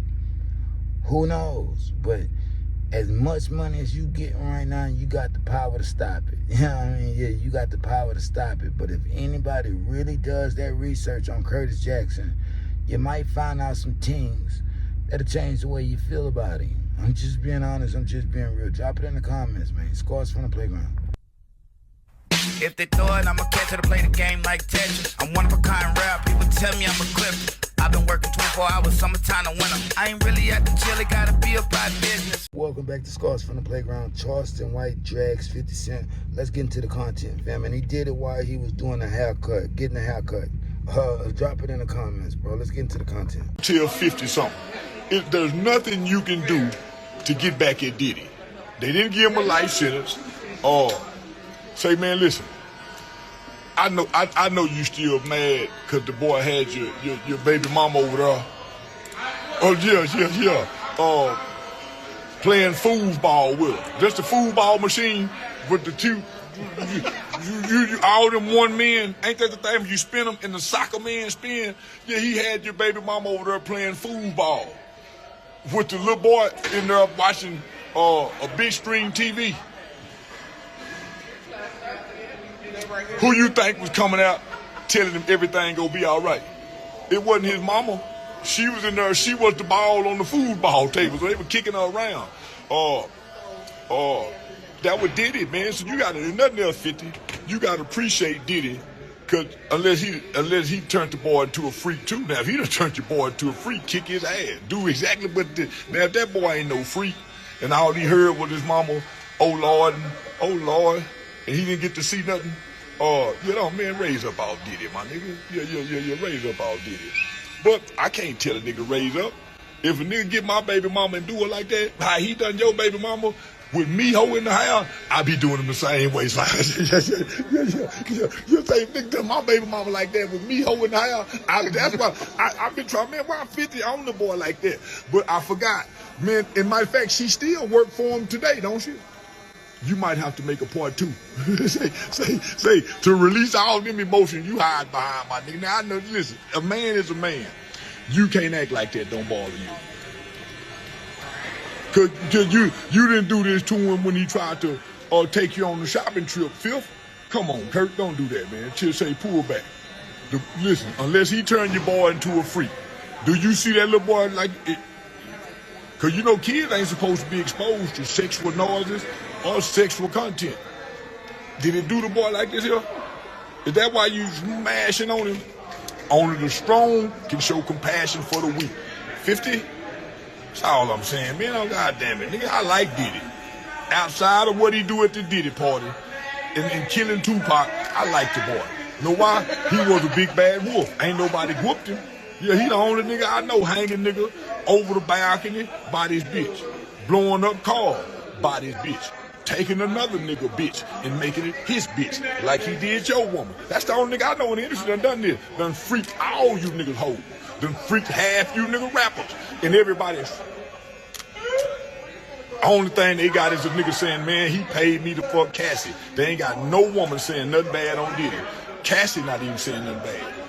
How nigga be mad at Diddy, my nigga? Unless he got your baby mama and took her down through there.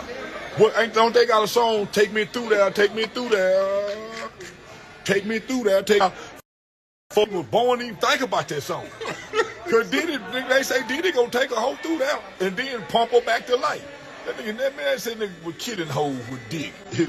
Yeah, and satisfaction. Most hoes wanna die satisfying, calming, until they have to do it.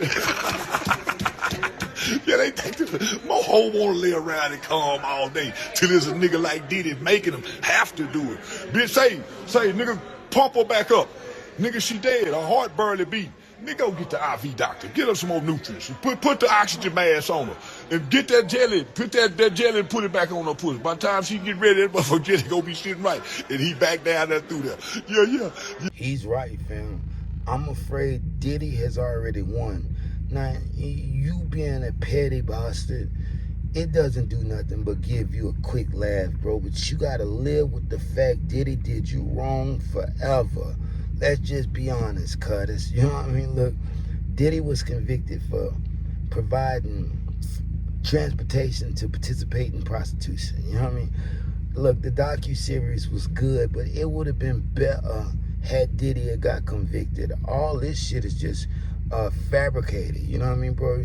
You got Mark Curry on there. He's been parking cars. You know what I mean? He's been parking cars at concert events for Live Nation, bro. You got Kurt Burrows, he was sexually assaulted too. Okay, Kurt, and you might have sexually assaulted Diddy. He was younger than you. Drop it in the comment. We don't know nothing Katt says to be true. That man is salty. He's very salty because he signed over his fucking rights, fam. His shares to the company. Just be honest. Let's just be real, bro. Who else you had on there? I want to name her. You didn't have Gene Deal on there. And that was the biggest takeaway, bro. Gene Deal has made a living from talking about Diddy for years, bro. Why wouldn't he be included? You know what I mean? You got Joy. Joy say she was touched, but didn't even know nothing about it. She's mad because the film is out there. Let's just be honest. Let's just be real. Aubrey O'Day didn't know that.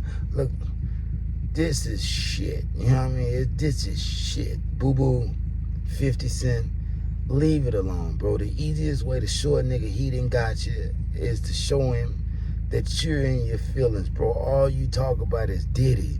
Diddy, the dealer. Y'all will forever be connected because you make so much content on him. Let's just be honest. Let's just be real. Drop it in the comments, bro. Shout out Charleston White. He's right. Yeah, Uncle Charlie is right. Yeah, just for real. This time, Uncle Charlie ain't said nothing wrong. Yeah, normally he does, but he ain't said nothing wrong. Drop it in the comments, man. Scars from the Playground.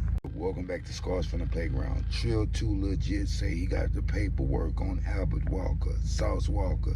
MC Gusto is what I like to refer to him as. But let's get into the content, fam. Drop it in the comments. Save your motherfucking opinions to the video ends. Please, you know what I mean? Drop it in the comments, bro. Scars from the playground.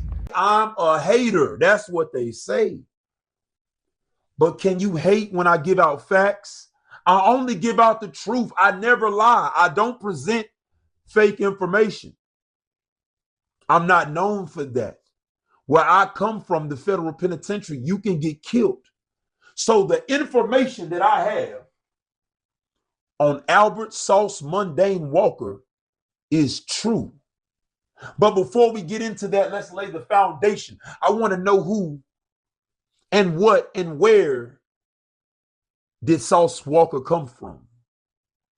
Some of y'all may not even know this individual. This individual is, as we can speak, one of the greatest rappers to come out of Houston. He is one of the originators of the new Houston movement, if not the originator.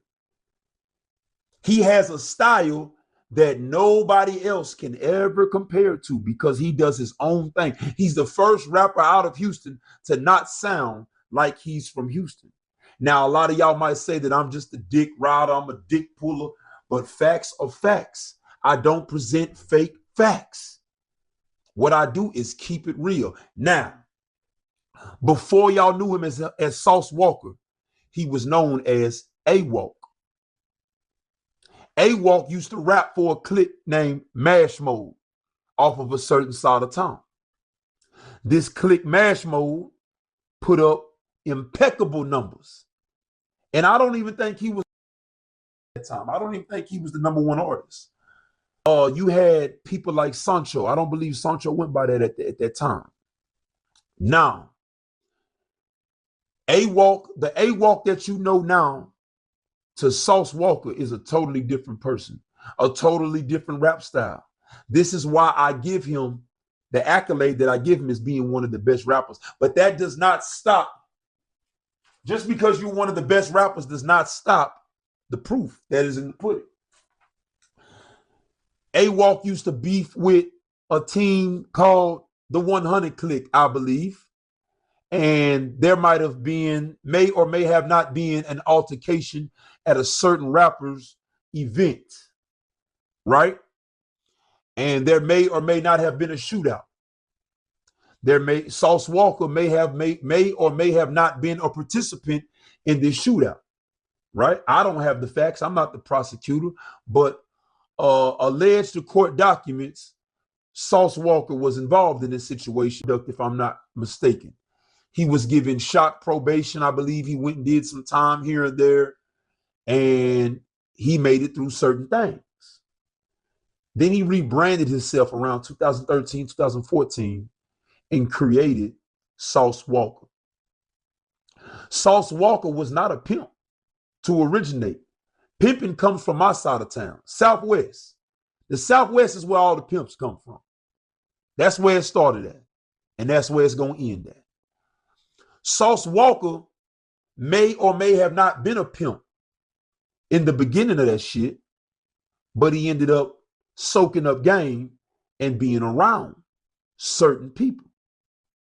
He got game from some of the best to ever do it. People like Lace, people like, I'm not going to name their names. We're not even going to name names when it comes to that because that's a 99-year sentence on those. So I don't know any pimps soaking up game and actually became pimps.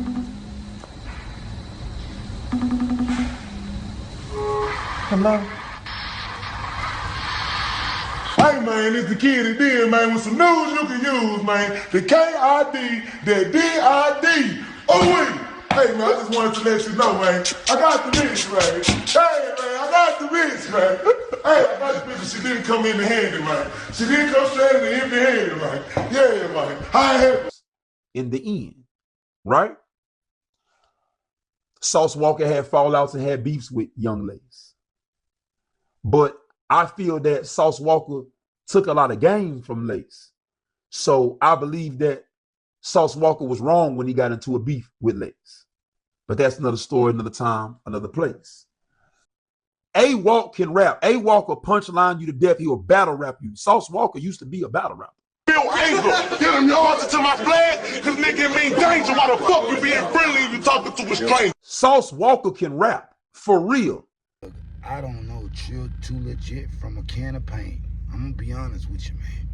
This nigga was either paid or is terribly, terribly misinformed. Come on, man, stop it. You know, or they got it from Sauce, huh? No, bro.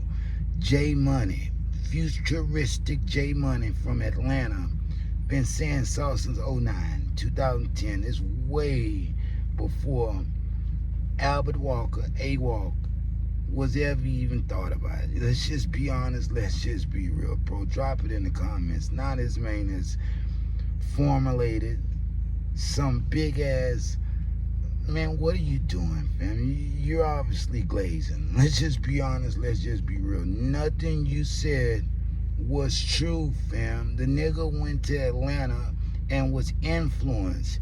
Houston is my city, fam, but I'm gonna be honest with you, fam. It's the same shit I got going on with this city. Ain't started a motherfucking thing. Drank and swangers and didn't even start that. Let's just be honest, let's just be real. Drink is a prescribed drug, fam. It's been prescribed since the 70s, maybe even the 50s. Let's just be honest, let's just be real. Houston didn't popularize it. They just didn't have nothing to talk about other than the motherfucking drink, and it went with the screw. Let's just be honest, fam. Like, stop it, stop it, stop it.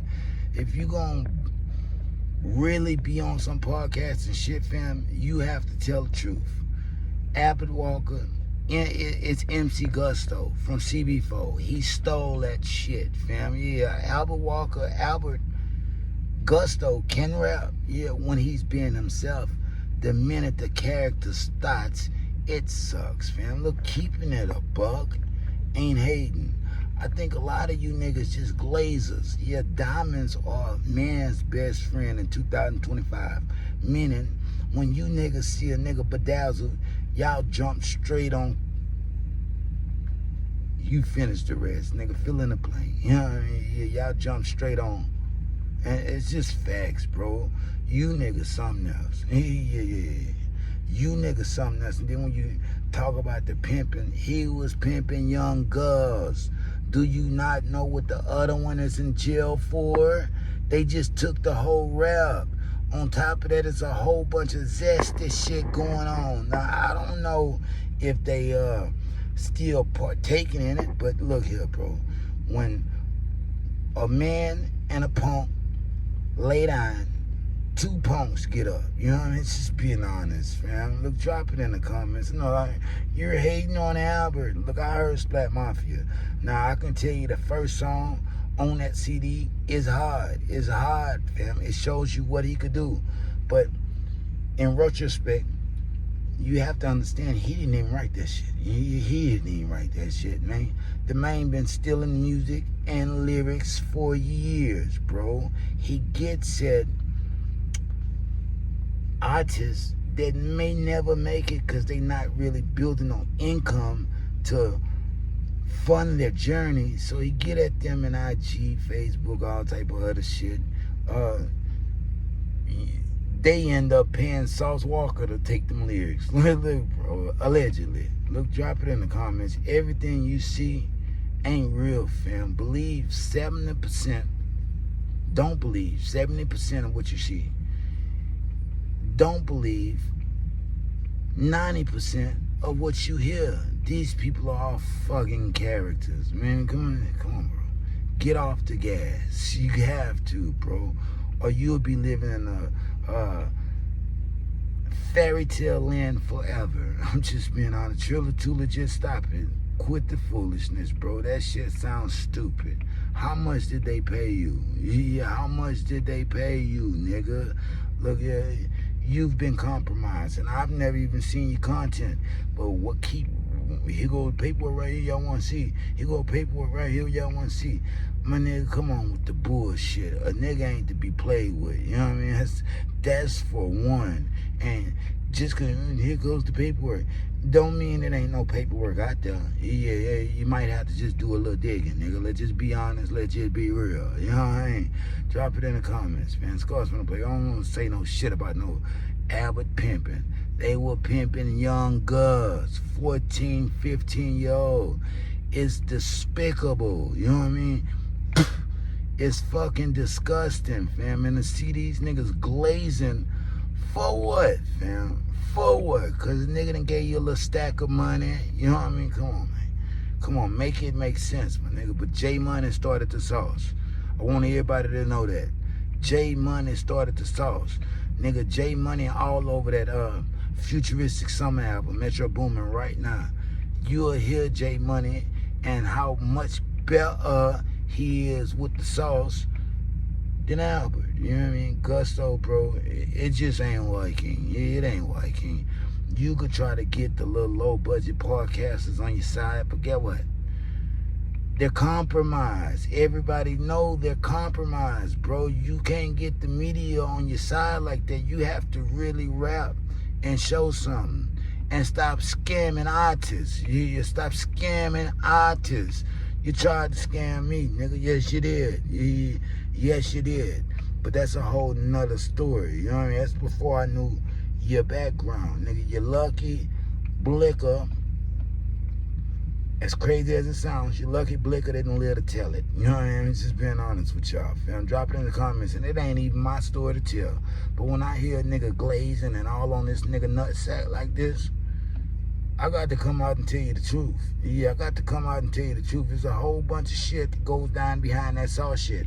Now, if you just respect the street shit, man, get off the motherfucking gas. You know what I mean? Yeah, get off the gas and find you a real nigga to respect. You know what I mean? Maybe even your motherfucking daddy. You know what I mean? Yeah, you niggas, y'all tripped me out in 2025. Going into 2026, why I don't fuck with none of you hoe ass niggas. Look, I can't stay long, gotta go. Miss Ho, like, share, subscribe, nigga, we going up. No matter what they do. I'm never stopping because I am popping. You know what I mean? And I'm guerrilla grinding, and guerrilla podcasting means I podcast everywhere I go. You hear? Ho. Drop it in the comments, you bitch. With all that negative ass shit. But I'm just gonna keep it real with you. I'm just gonna keep it a buck. Tet nigga, Trill too legit, whoever y'all. Hey, you've been hella compromised. You're tainted. Yeah, you're tainted. One would never watch your fucking content again. Why? You on some old cock-sucking ass shit, yeah. And I mean that with all due respect. You know what I mean? Yeah, that shit, that didn't sound right, fam. And you troll, I got the paperwork. I got the paperwork. This is what y'all want to see. Albert is this, Albert is that. He started the Migos. Gucci, Drake was in Houston. He stole it from him. Bro, next thing y'all gonna, oh, Kurt Cobain, Drake stole Kurt Cobain's style. Man, Kurt studied Drake. You know, get the fuck off the gas, nigga. Drop it in the comments, man. Yeah, everything they're telling you is a fucking lie. J Money started the fucking sauce, and I don't even know Dame Dizally or whatever they call him. You know what I mean? I know his name, but I don't know him. You know what I mean? Because guess what? It's only one thing true about that. That nigga was influenced about everything that go on in Atlanta. And for those that don't know, the Migos, Offset, bro, this is the Migos. In Atlanta, they got a spot where all the Mexicans live. Some of the black people stay there. They call that the Migo land. Migos. Offset is the ties they ride in Atlanta. You know what I mean? You got to make this make sense. Man. Atlanta has always been wave starters. They've never been on no following shit. Drop it in the comments, man. Scores from the playground. Like, share, subscribe, hype my shit up. Albert, I'm sorry. Like Simon Birch, nigga, I'm sorry. But I gotta be honest with you. Yeah, I got to be honest with you. My chest ain't weaving. You know what I mean? Yeah, my chest ain't weaving.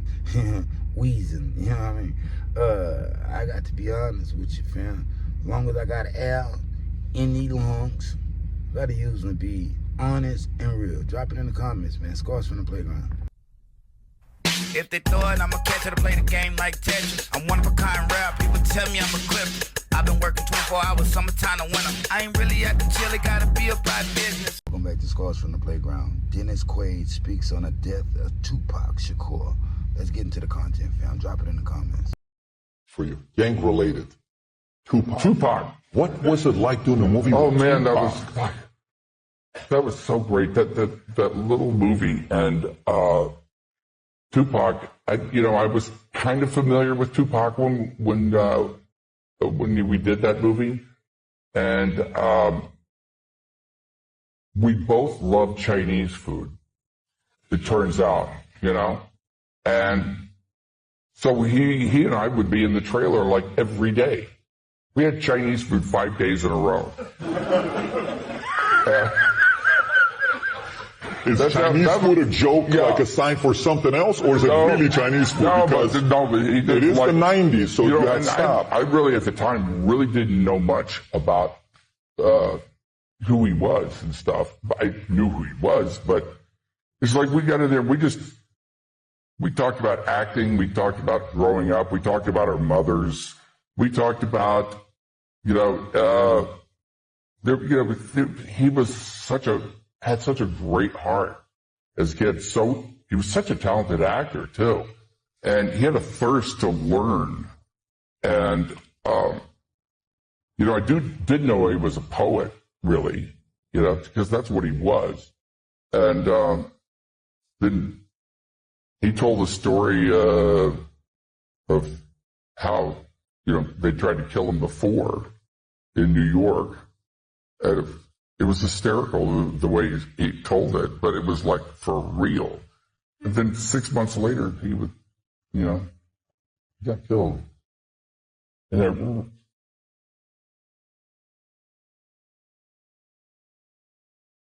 that one really hit me hard. It really did. Why is that? He had so much to give the world. He really did. He was about he would have wound up being such a uniter of people. He really was. Because you could not put him in a hole or a box or part of that group or this group. He was like, he would have, what could have been? What did he tell you? Because I thought you were going in a complete different direction when you went to it. But because what's interesting about what you just said is the movie came out October 8th of 97. He died September of 95, I think, 95 or 96, because it's high school. When I graduated high school, that's when he died. So he never saw the final movie himself. No, he never did. But what did he tell you about the first time they tried to take him out? He was just a human being, He was a kid, and he was a vulnerable person. He wasn't like this, like gangster, this and that and the other. He was like had a poet's heart, and was really, it was his vulnerability and his willingness to, and his curiosity about other people, including me. We were kind of like, you never put the two of us together.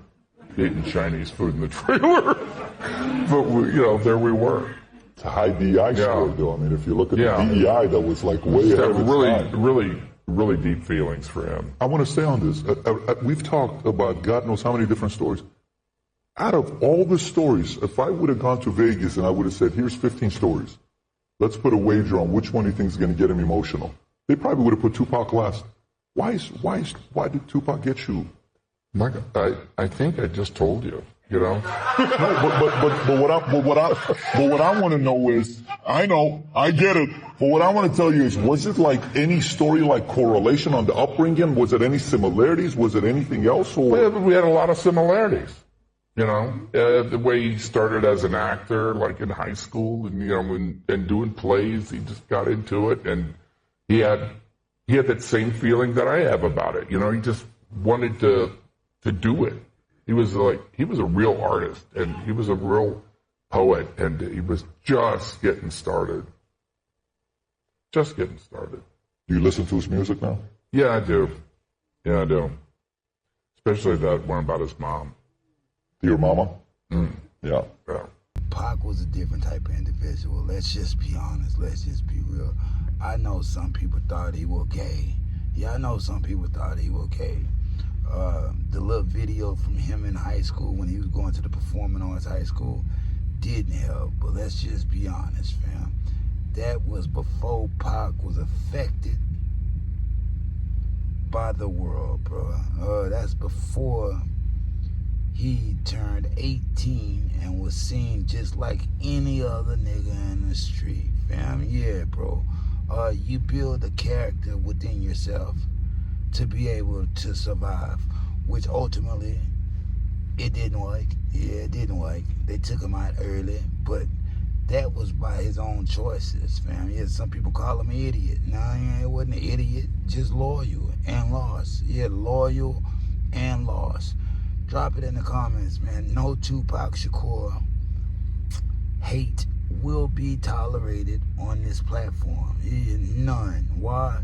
You'll never know what Tupac may have became because he didn't get a chance. But everything he possessed, all his qualities, would have been highlighted, given another 10 or so years, bro. Hip-hop probably wouldn't be what it is today. Let's just be honest. Let's just be real. And for everybody that says, oh, Diddy got Pac out the way, bro, if I was you, I'd slap yourself in the face. That was more of a government doing. Why?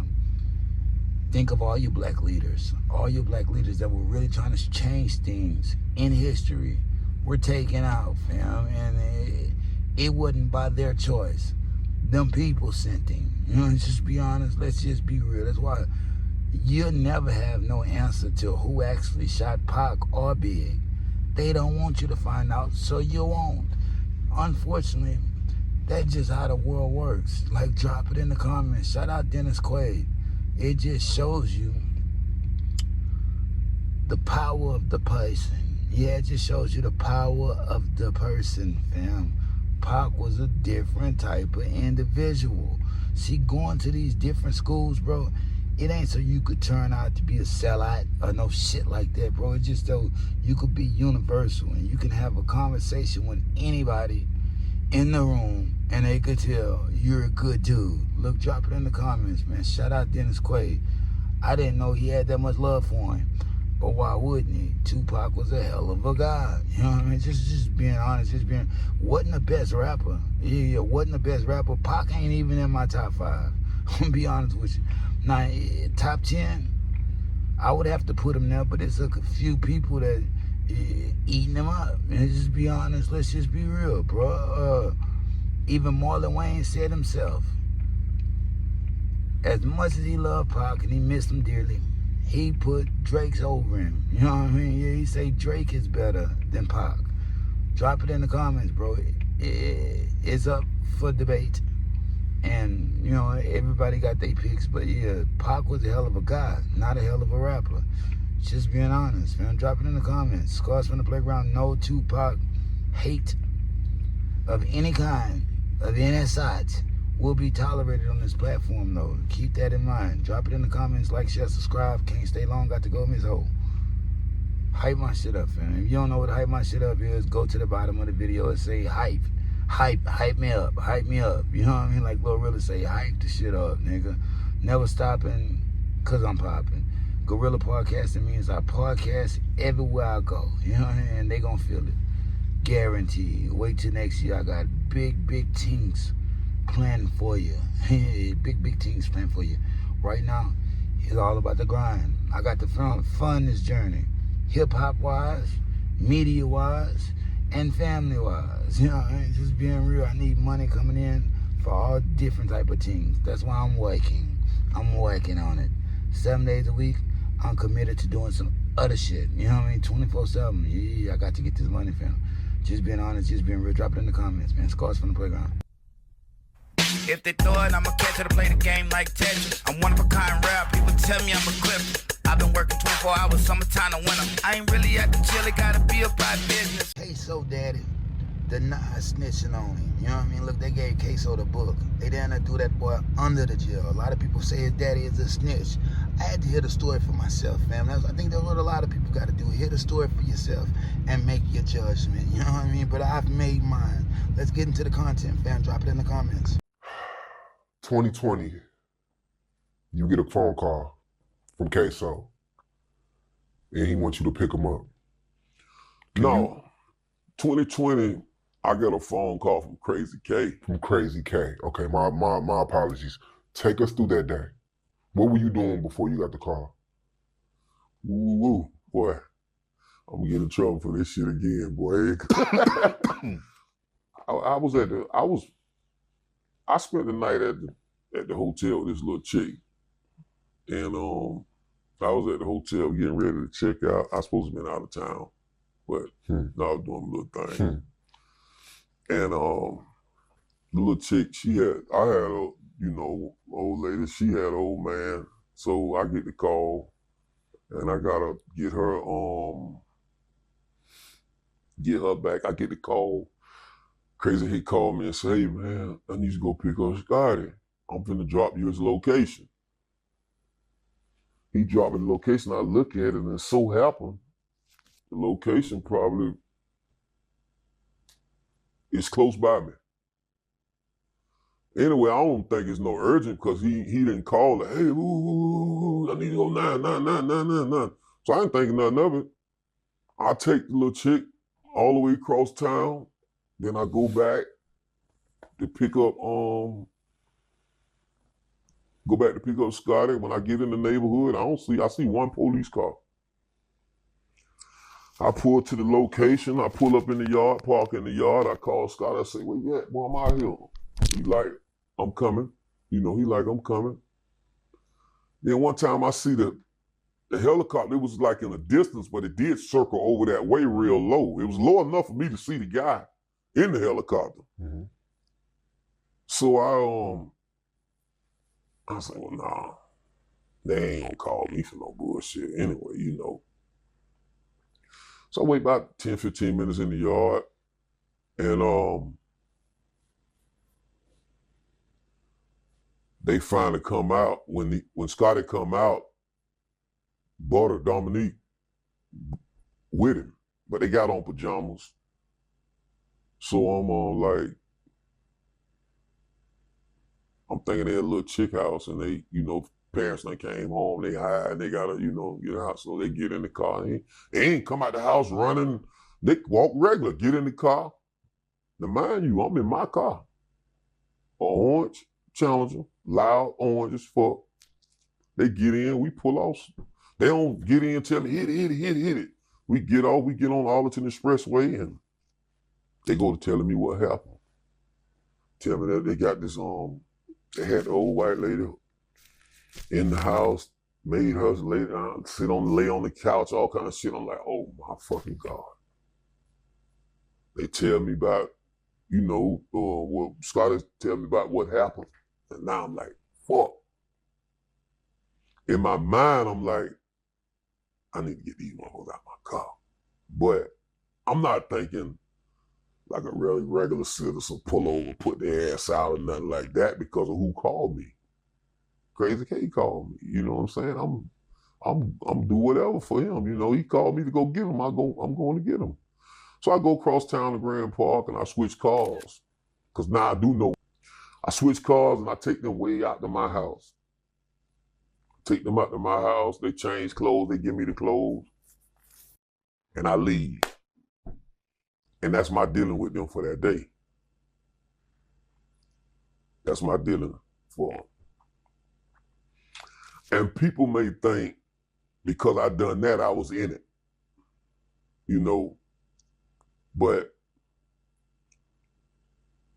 that ain't true because, not to me, because give me the opportunity to say, I want to be a part of this, I don't want to be a part of this, And I can't sit here and tell you that I wouldn't have son of Uber, I wouldn't have fucking son of somebody to go get them besides me. My car on these doorbell rings, My phone ping in this lady driveway. My phone ping in this area. All this. So how am I gonna say that wasn't me? I wasn't there. How am I gonna do that? You know, with this new technology, this phone, they followed after they find out, they followed my phone everywhere I went. You know, once they go back in it, they gonna check that phone data. So what I'm gonna say, there was 100 charges out there, but there ain't 100 charges registered to Abdul Robinson. Ain't 100 phones registered to Abdul Robinson that's pinged in this lady's yard. I'm pinged in this fucking lady driveway. They got doorbell rings on this goddamn my tag. All kind of stuff. So why I'm gonna say what I'm supposed to say once Butter tell them that was me that came and picked them up. I never see Queso that day. I never see him that day. But the girl who went and picked him up, she testified. Ain't nobody talk about her. She testified that she went and picked him up. People acting like they didn't see. They took that same live with the same outfit. People act like they ain't seen none of this. They just act like I put this man in jail. I seen that it wasn't a way for him, me, or nobody to get out. So I got to play chess in this game here and get myself out of this to be in a position to help him later down the line. Because I still help him in whatever he need to be helped in. But I got to get in position. I can't do nothing. They know this, you know. Butter get caught that day, the same day. When they're in there fighting with the lady kicked Butter in the nuts. And she see 1993 tattoo on Butter arm. So, you know when you go to jail, they gonna take pictures of all your tattoos. So they put together everybody who's supposed to have a tattoo. She picked Butter out. She can't pick Scotty out though. But when the case come around and the trial come around, Scotty DNA, they done pissed in this lady's house. They done used the bathroom in this lady's house. They done drunk water in this lady's house. God. They done fucking Scotty DNA all over the fucking front of this lady's clothes. Now Butter telling them that I came and picked him and Scotty up. That's collaborating all this evidence. But everybody is missing all this. It's just that somebody snitched. Somebody this here. I snitched. I told, but Butter collaborated all this evidence. I got to miss me and Queso got arrested the same day. I don't feel like I snitched. I told. It's a goddamn difference. You know? Yeah, I told. I got up on the stand. I told. I'm owning up to that. But they got to look at the whole. I had the story all wrong. You know what I mean? That's usually how something goes, bro. When you hear a story, when it happens one way. By the time it reaches you and it funnels all the way down to me, it didn't change like 100 times. Look, I thought this man helped them dispose of a body. Yeah, come on, man. Drop it in the comments. Everybody was saying his daddy helped him dispose of a body. So I was like, you know what? If you're going to go help him with the crime, you should be dying to do the time. But let's just be honest. That man was enjoying the company of a woman he didn't even know what he was going to. They set him up. You know what I mean, bro? You got to let a nigga know what's going on. Give a nigga the choice, bro. You can't just say, well, you gonna be dying. You know, it's just not how it works. That ain't how it works. You're dying by default because we called you here. You know what I mean? We're gonna spring it on you down the road. That ain't how it works, bro. Bro did 5 years. You know what I mean? How much do you want from him? He's like Tyrese, bro. Yeah, he's like Tyrese right now. How much do you want from him? It's still his son. The son want to DNA paternity test. That ain't your father. Nah, you can't be blood. Well, yeah, that's your father, nigga. And you fucked him. You know, just be honest. Let's just be real, bro. One should never put their parents or anybody for that matter, in a situation like that and make them choose. You gotta know who you're dealing with, and you gotta ask them beforehand. Look, bro did it better than most people. Yeah, bro did better than most people, and he's right. With the technology right now, he couldn't lie. He was in a yard, fam. They pinged his phone. He was on the cameras. It was no way. Bro would have been doing the same time as his son, bro. And like I said, he's right. He's good for what he did because he did 5 years. Any other nigga, bro, include me. You know what I mean? Include me. Nigga, I'd have been out that night. You know, I'd have been out that night. Matter of fact, I wouldn't have went because I'd have put y'all out this motherfucker. You know what I mean? I wouldn't have kept your clothes or none of that shit. You know what I mean? I'd have beat y'all motherfucking ass and put y'all out of my shit. You know what I mean? It's just how it works. You know what I mean? If you want to be part of the program, nigga, I teach you how the program works. You know what I mean? Real shit. Yeah, real shit. Everybody started as a YN or YG.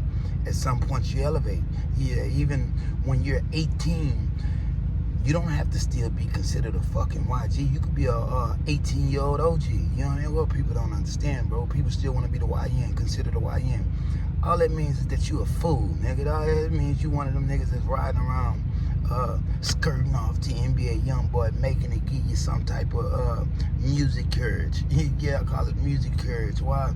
After you hear that, your ass amped up. You know what I mean? Nigga beat the brakes off of your mark ass. Let's just be honest. Let's just be real. Most of you niggas, and I'm not just talking about YNs, I'm talking about most of you niggas acting like real bitches right now. Just being honest, just being real. Drop it in the comments. That nigga that ain't no snitch. Yeah, nigga that ain't no snitch. He's solid to me. Yeah, he's solid, bro. Why? Nigga back out taking care of the ones that want to be taken care of. You know what I mean? You did what you did, and you gotta go do that time. You know what I mean? Fuck all that. Yeah, fuck all that. You know, I'm just being honest, bro. Queso, I'm sorry. You know, like Simon Birch, I'm sorry. Your story touches my tickle just a wee bit. Nah, I'm fucking with you. It don't. I'm not even moved by this one. I'm gonna just be honest with you, bro. You do dumb shit. You deserve dumb time. You know what I mean? Just being honest, really. The take-K package. That's what we call it. The take-K package. They gave take-K the YN package, but they giving niggas the take-K package now, man. You nigga want to play stupid. You nigga want to be dumb. They gonna teach y'all what dumb is. Spend the rest of your motherfucking life in prison. Shout out Queso Daddy, you know what I mean? Real shit, because ain't nobody gonna see it, because everybody want to see, oh, I'm so gangster, I'm so hard. That doesn't make you hard, you know what I mean? Yeah, protecting yourself when somebody try to victimize you makes you hard. Yeah, real shit. Working for yours and not asking for it makes you hard. You know, it's just being honest, man. Not being victimized by a nigga that thinks he's hard makes you hard. Drop it in the comments. Y'all ain't gonna get it, but y'all will. How I learn it, nigga. You gonna learn, or I will teach you. And just being honest, just being real. Drop it in the comments. I promise to tell the truth, the whole truth, so help me God. Like, share, subscribe, hype my shit up. The message has to get out. Community strikes or not, we must keep going. We're never stopping because we're popping. Gorilla podcasting mean I podcast everywhere I go. Can't stay long, got to go, Miss Ho. Peace. Like, share, subscribe, hype my shit up, nigga. If they throw it, I'ma catch it to play the game like Tetris. I'm one of a kind rap, people tell me I'm a clip. I've been working 24 hours, summertime to winter. I ain't really at the jail, it gotta be about business. Welcome back to Scars from the Playground. 4Extra speaks on nearly losing his hand in a fireworks accident. Look, he say he's from Mount Vernon. They can't kill him. He's not going anywhere just yet. Let's get into the content, fam. This really is a moving story. Drop it in the comments. I'd rather just go what God got planned for me before I give up. It ain't never been in my blood. It never been and it never will. It never will, bro. This right here, I want the world to see. This ain't gonna never break me. Yeah, you're too strong to be broken, man. That's and I don't even supposed to be taking this off.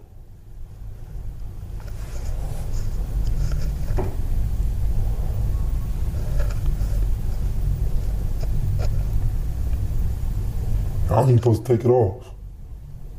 But I want the whole world to see. Everybody that supported me is to never break me. The doctor that did this, he saved my hand, saved my finger, half of my thumb, and my hand, my knuckles. Can nothing ever stop me. I can't take the rest of this off because I got metal pins all in it. It's metal pins all in it. You can see the skin. All this is metal pins, all through this. They got staples all in it, staped together. They ain't gonna never break me. I'm from Vernon Avenue. Before I give up, I'm gonna die. Where's Sally Foley's? I'm from Vernon Avenue till I die. God kept me here for a reason.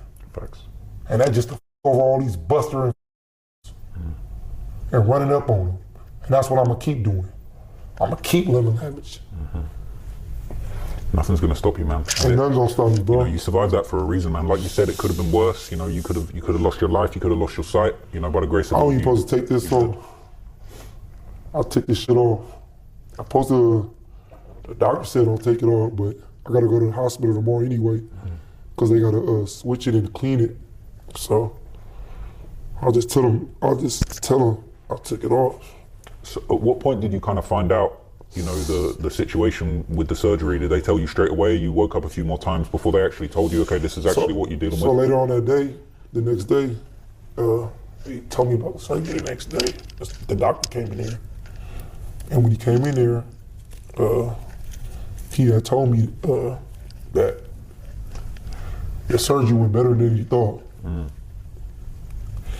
And I could hear a little bit better than the day before when it happened. I could see, but the lights couldn't be on. Like, I couldn't see, but if you come close to me, I could see you. Like, if you far, like if you from here to there, I couldn't see you, you'll be blurry. Yeah. But if you come face to face to me like this, I can see you. Like I could, you like to stop, you come into vision. And he was telling me, and my family right there, that it went better than he thought. He told me that he saved my hand. He saved a couple of my fingers. And he all thought they was gonna cut my hand off. And I looked over and he had an X right here with a marker. And he said they didn't know if they was gonna chop my hand off because there was so much damage to my hand. He didn't know if he could save it or not. But he said he'd been through a lot of surgeries and he'd been in surgery for over 30-some years. And I thank him. I got his personal cell phone number. I call him. When he's not at work, I text him. I thank him because anybody around this world that understand, that have been through something in their life, bro, you have to thank a person, bro. And not just in the moment. In the future, later on down the path. Because some people wouldn't be alive or get places in life without people, I'm talking about doctors and stuff. I understand, bro. For sure. And he was telling me that it's just one of his best jobs he did. And I was just thinking in my head, I was looking at him. Like, I was getting teared up because in my head, if it wasn't the best job that he did to me, he saved me. Yeah. And he saved my hand. And for him to put it together, to me later on looking at that picture that I seen on Instagram, on the net, I don't think he wouldn't even say my arm. I wouldn't even think I'd be right here telling the story. Shout out to 6ix9ine. I know a lot of people say, well, he was talking shit the day that accident happened. That has nothing to do, one has nothing to do with the other.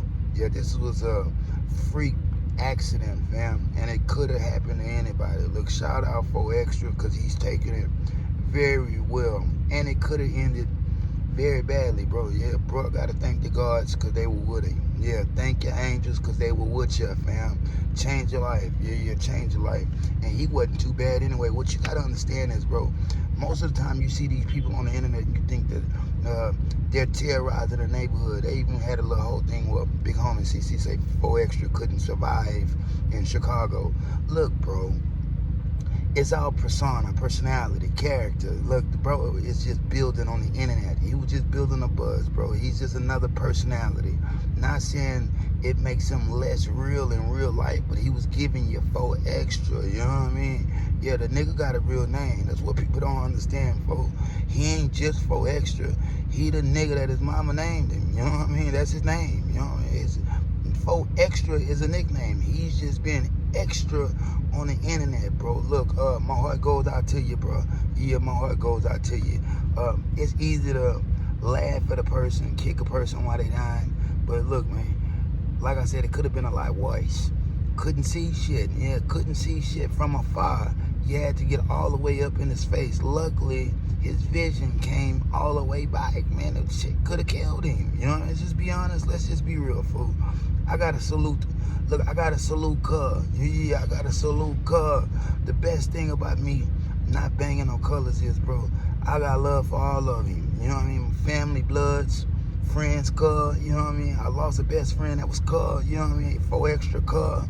I could say what I want to say, bro. And I want to say, salute you, Cub. You know what I mean? Real shit. You know what I mean? Because the story is moving, bro. And to see this nigga so emotional and really showing emotions lets you know, bro, everybody is just human, bro. When you really grow up in the bricks, you see all these different characters and personalities.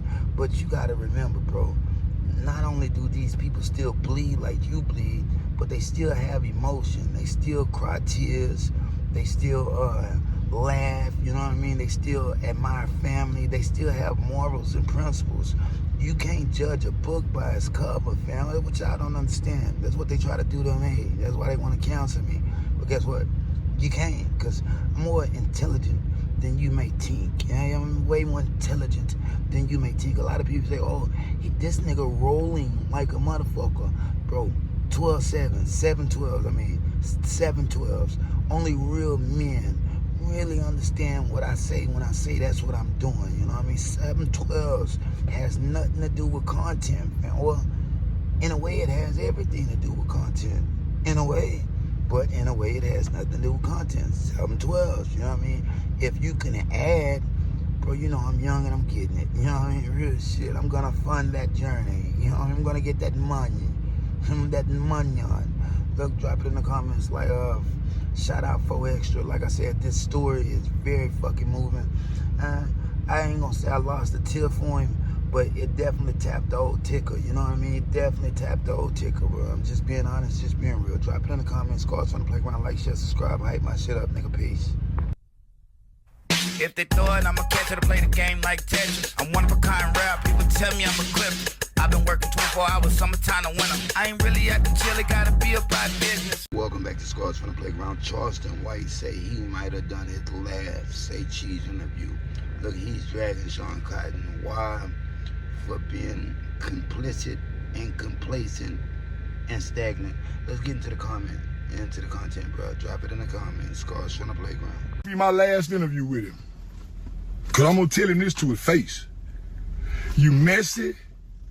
You gotta be like Antoine Daniels and the other people who, you got a problem with Charleston, let's not do that here. That's why your numbers going down. Every come back to dancer, block you. Come back to dancer, man, block. Get your out of here. That's a weaker channel. That number down in the mother. Go back to dancer, some more hoe. Cause you want me to see a hoe and go back to him? I'm bigger than everybody. Why don't you f Cam Capone? He too little. He too little. I'm a big dog. No, a small ass motherfucking channel like that. He can't afford me. How can I sue their ass? You can't, nigga. Cause you're asking to. If you really wanted to sue, you would have already tried. You wouldn't be asking how to. You would know how to. I don't help people scam. I help people win legitimate. And if you don't help, I don't think you can win legitimate. Ask, how can I win? You can't. Vlad TV, Vlad too small. Vlad numbers ain't big enough for me. Yeah, I got me hanging around. Man, she'll be here tomorrow. She started to be a bull channel anyway.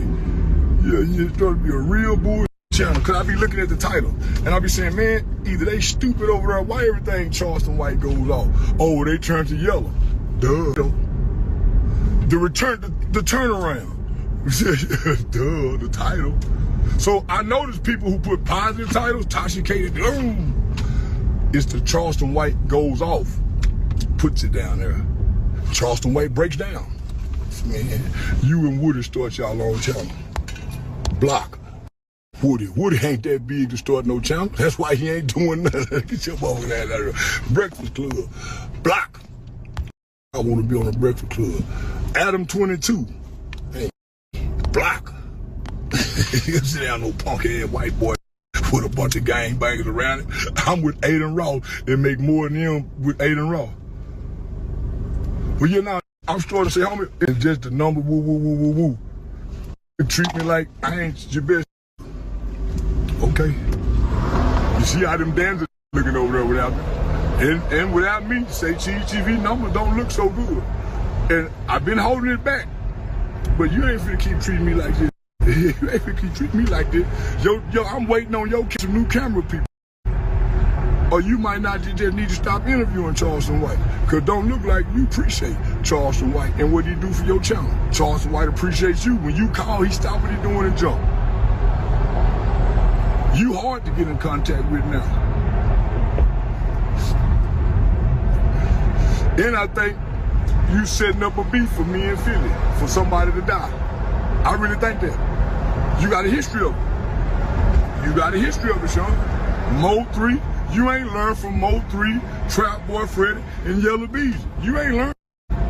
That's why your channel not growing. You're stagnant, your numbers. You was trying to do something extra. Now you just throwing out anything. Your audio up. Your audio up at Barstool Sports. Get the f out of here. B-Talk Sports. Get out of here. Your audio up.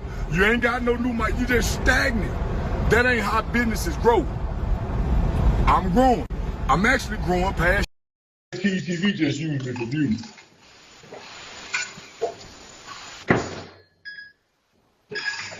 Aiden Ross, brand partnership, build up together. Sean just make $100,000, but could make 3 times as more in different entities on YouTube. He's still using negative titles. He's still using clickbait titles. Funny look, man, listen. I've been on big platforms for years. Because those platforms are big and they know what they're doing with professional people, those numbers he getting a month, they get in a week. But he's stuck back then. But he's my little homie. He ain't my little homie. He's my partner. My partner and my business associate. Because we ain't business partner. We business associate. He paid me, I provide a service. But if he was sharp, man, as much as I be around the country, and people ask him about me, he's supposed to be streaming with me like Alien. Do you know what that would have done for the streaming world? I would just sit back and wait for him. I wouldn't go, because you know, like, man, they got to figure it out. And when you say something, they are, well, we're going to start. Man, let me back up. Everybody who I done talked to, it's been a whole year now. We're going to start streaming. Ain't one of them streamed yet. They still over there with Charleston white content. Say, homie, you doing 1 million views right here on YouTube. Why don't you BMI and ass cap it and put it in the podcast world? Why we still over here, homie? Why we ain't over here with Acme, man? Joe Rogan, man. We doing the numbers for the young grown man. So I'm not growing everybody. So this may be my last TV interview. This may be Charleston White's farewell because I'm looking at it saying, man, you're outgrowing it. And then when you go sit down with them, look how they clueless to what you're talking about. It's everything is no substance. He ain't displaying you in the best light. They don't promote your comedy shows. What's your next? None of that. It's all about pitting you against whatever celebrity's coming up. for the viewership. They're not even focusing on the engagements. They're not even focusing on the engagements. Well, what's the engagement? Man, come on. So I'm outgrowing who I started with and who put me on. They still doing the same thing.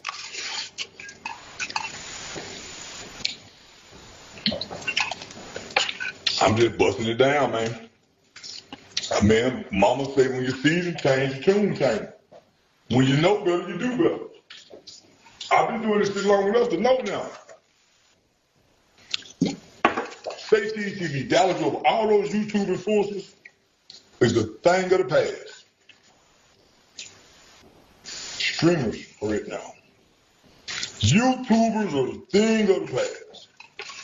Even social media influencers. Because you just have a social media page. What are you influencing? Now Charleston Wright is a social media influencer. Vlad TV, just a YouTuber. Stacey TV, just a YouTuber. Why you don't think you don't see Breakfast Club, $1 Million Worth Game, Joe Rogan, all these people on YouTube? They're not YouTube. They're journalists and podcasters and media platforms. Those are YouTube platforms. They don't have media credentials. See what I'm saying? The YouTube platform. So once you start understanding things, you don't come back to high school, nigga, you in college. I keep saying, hey, y'all, this is what I'm learning. I'm breaking it down what I'm learning. And I see y'all really ain't listening. Leave this buddy and his team. He could quadruple the content that he has. He don't have to replay it. Just submit it into the airways, buddy. And let people who don't have time to come to YouTube catch it on Spotify, Pandora, and the airways. Come on, guys. That's what Act doing. Same with the jewelers. Tagging your jeweler. I'm telling my jeweler, I'm walking around with your jewelry on. I'm tagging Katie Custom Jewelry. Don't nobody know, you know what I mean? Everybody know. Everybody know you in your city. Everybody know you in your city. But you got wearing your jewelry around the world. Why wouldn't you do what Johnny Dang do? Johnny Dang faces every goddamn where he is wearing jewelry. He's branding his likeness and his image. You lazy. Tag you for what? Don't nobody know you. Y'all don't get nothing away. Johnny is capping, marketing is everywhere, Johnny Dang. Everywhere they know Johnny Dang's face. Name another jeweler face y'all know. Nigga, I don't think Charleston White is just bullshit. I don't think he's just bullshit. You have to use everything as a way to get to the next level. Stepping stones. You could say, yo, Sean Cotton this, yo, Sean that. Look, they made money together. Like you say, man, that man has been making money off of bringing him to that platform. You lose numbers when it's not. You know what I mean? It's always Charleston White goes off. Charleston did this, blah, blah, blah, blah, blah, blah, blah. You know what I mean? Nobody wants to hear that shit. It's the way you tell the story, the way you narrate it, that makes people not want to hear it. I got to be honest with you, bro. Them Say Cheese TV interviews with Charleston White are the best, bro. Yeah, they are the best interviews. We can lie, but we got to keep it real, bro. They got something there. If it ain't broke, don't fix it. I'm gonna say that again. If it ain't broke, don't fix it. No Charleston White interview hits the same like as a Say Cheese TV interview.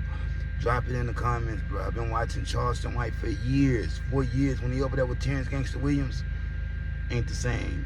When he over there with Blase and any old Tom, Dick, and Harry, it ain't the same, man. When he's on Say Cheese TV interviews, something about that camera and that lighting and Sean Cotton asking the questions, it works. You know what I mean? Just being honest, just being real. Drop it in the comments. I can't stay long, got to go Miss Ho. They trying to shut me down. So for the next 3 months, I ain't gonna be talking about like all that old crazy shit. Y'all got to refrain from saying the craziest of the craziest shit for 3 months. Every 3-4 months, I'm always got a community strike. This is how it goes. You know what I mean? Who cares? I'm gorilla grinding and I'm gorilla podcasting. Means camera come out everywhere I go. Look, I could do this with a big backdrop, nice room area, whatever. You know what I mean? I could go look at the content. Over 6,000 videos.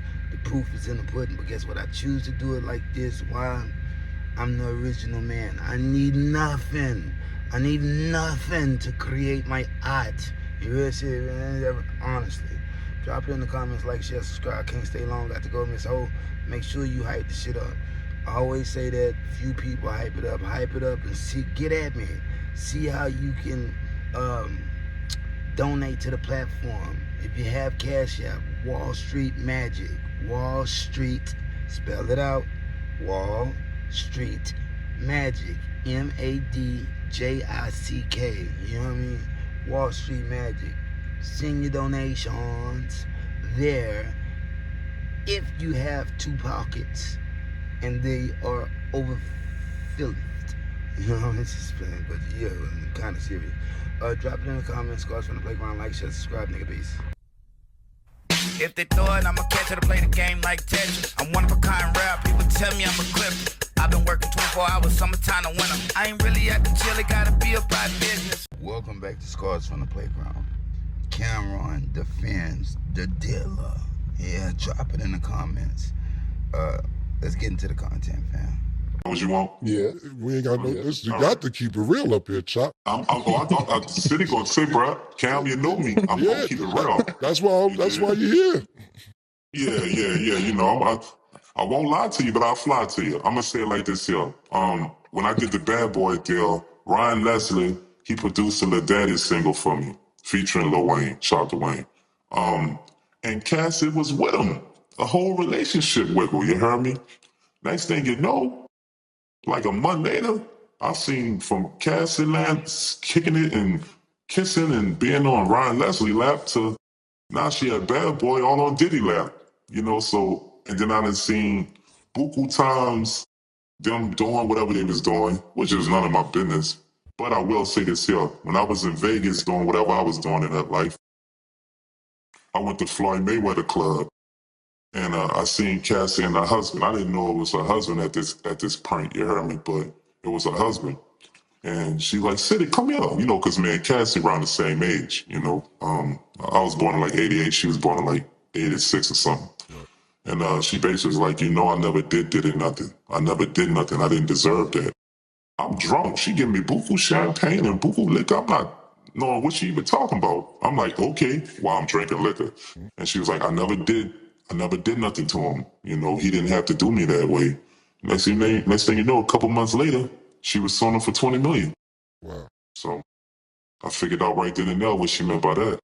Yeah. So that's what I'm gonna say about that. I'm gonna say it like this here: people go through problems. That domestic situation, it's never right to hit a woman. You understand?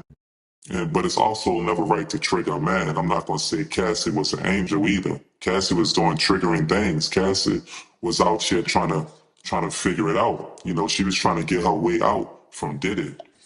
Whether that was dealing with other dudes, other rapper dudes, and you know what I'm saying? She wasn't no angel. So that's why when this whole situation transpired, you heard me, I'm like, it was kind of like 50-50 to me.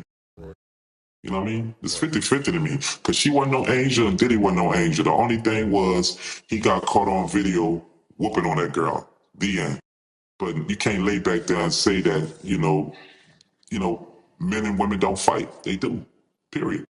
So in my mind, regardless of what's happening to Diddy, I still think he got prosecuted for a domestic violence dispute and not actually for what they tried to, crucify him for. No matter how that sounds, that's 100. Period. That's how I feel, brother. You know what I mean? Nah, that's what's up. I see. What you think? My opinion, Yeah. My opinion is this. You know more than me, and I don't know what Cassie did, but I think the way you laid it out is right. First of all, you can't hit women. That's just that. But from what all the stories I heard, and sounds like you're way closer to the situation than I am. All right. Even the situation even the situation we seen, right? From what I heard, I don't know. I'm talking about the tape. You left the hotel with all his clothes in the bag. I don't know if that's true or not, but he ran out in the towel and trying to get his stuff. Right. That's what I heard. So I'm sitting there saying, you don't gotta beat up for that, but like, yo, why you leaving with all my clothes? You get what I'm saying? It sound like right. So it sound like you just said, I don't think you can explain it better because outside of hitting the woman, you're gonna fight. That's just the way it go. And sometimes, and I'm not saying this is right, women like to get in your face. They'll be like this. They'll be like this. I'm trying to tell and you just gotta be like, okay. I'm trying to tell you. Okay, I'm not saying Cassie did that or deserved that. I'm just telling you women in general because the way you just explained it was on point. And like I said, you just can't say nothing about it. I seen a comedian that passed away, Patrice O'Neal, say it. And he's like, we're just in a fucked up point in life because women will be in your face and you can't even give them a little mush no more. You know what I'm saying? And that's just the truth. So I think a lot of women that know how to respect space even when you're arguing. Some people try to push men to the limit and hopefully men don't feed into it. But not saying that men don't push women to the limit as well. But I think the way which means count, a lot of people over there saying, oh, he abused her, he did this, he did that. At any given time, Cassie could have walked away, no matter how that sounded. No, they both could have walked away. That's why I call it a 50-50 situation. Cassie won. You did. Cassie sued that man, then double back and testified on him. Ooh, she brutal. It was, and listen, she hated him. And listen, not just Cassie. When you haven't seen old Doc, but it's a lot of niggas who's telling their stories who stuck around. And I'm like, what were y'all waiting on to leave? The fame, the money. And Cam, not to cut you off, but the little dude, Rod, or whatever his name is, when I seen the clip of him saying, you heard me, he was kicking it with some females and woke up in the bedroom with Diddy and his butt felt so multiple times. I'm like, you like that. Yeah, you liked it. You didn't leave, you stayed. We actually talked about that on the last show. And we talked about this on the last show. We like, yo, you woke up sore. The fuck you stay for? I don't get it. You were 100% right. Because not only that, you don't want to, like, okay, cool. It shouldn't have even got to that, right? But okay, what the fuck? First of all, you wake up sore. You not swinging on everybody. They man down. We ain't locking the door. I'm going in the kitchen. It's going off the top. What you mean? What you mean? But me and Suge was talking about it before the show with my nigga Church. Before it got to that, Puff showed him a gay sex tape talking about this for motivation purposes, nigga. Poking him again. Yeah, yo, my nigga, it wouldn't have been no again. That would have been the end of it. I'm not gonna back. Would you show me another man fucking another man talking about, we gotta get this album in this groove right here? What groove is this? And still ain't getting paid. Yeah. Still ain't get the $29,000 that he was offered for that. So come on now. Yeah, so I think you explained. It doesn't surprise me that Chopper and Camron are defending the dealer. Let's just be honest. Let's just be real, bro. They all cut from the same cloth. They're cool with Diddy, bro. Rico. When Camron played Rico at the end, when Rico snitched on everybody, saying, I ain't gonna give you nobody from Harlem, no, because I'm going back to Harlem. I'm gonna still be the man.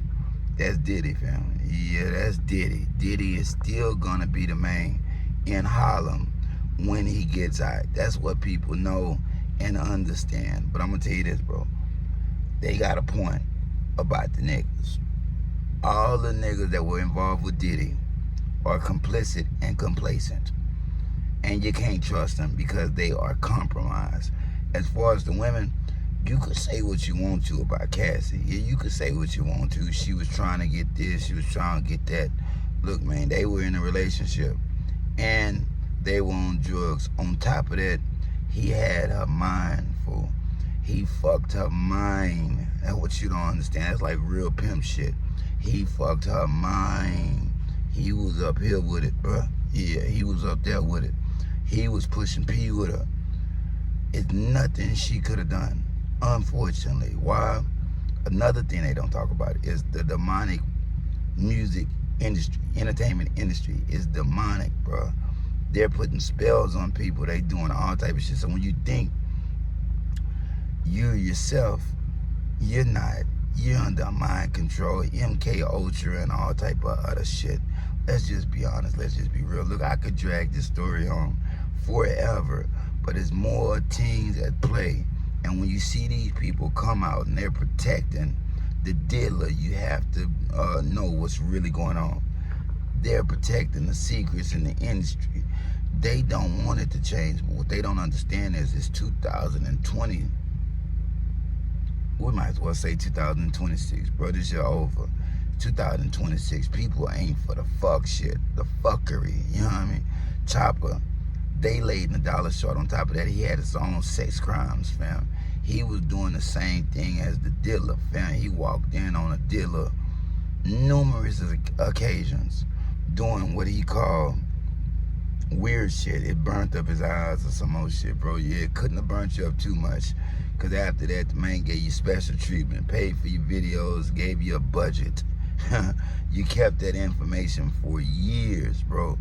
And when Diddy get out, you're still gonna be cool with him. You know what I mean? Nigga don't know what you done with Diddy, bro. Inquiring minds wanna know, did you suck him off? You know what I mean? Did you actually eat a cock meat sandwich, Chopper? And as far as Camron, bro, they say you was hanging with him too. Bro, everybody from New York was hanging with Diddy. Even his enemy, 50 Cent, that was his brother, fam. They went so many places together and hung out so many times. Let's just be honest. Let's just be real, bro. They're just trying to distance themselves at this point. You know what I mean? They're still a friend. They are friends. You don't know the industry, bro. These people are playing on your top. Like Charleston White say, bro. You gotta know they all playing on your top, fam. That's just what this is. It's not real. You know what I mean? Like Lil Durk said, shout out Smirky. This shit is not real. You know what I mean? Drop it in the comments. Cause from the playground, like, share, subscribe. These niggas are clowns. Yeah, these niggas are straight fucking clowns. All of them. That's why nobody is safe on this platform. Nobody is out of reach. Can't be discussed. None of that, nigga. If you do something, I'm on your ass. No Diddy, no dealer. You know what I mean? Real shit. Drop it in the comments. Cause from the playground, like, share, subscribe, nigga. Peace.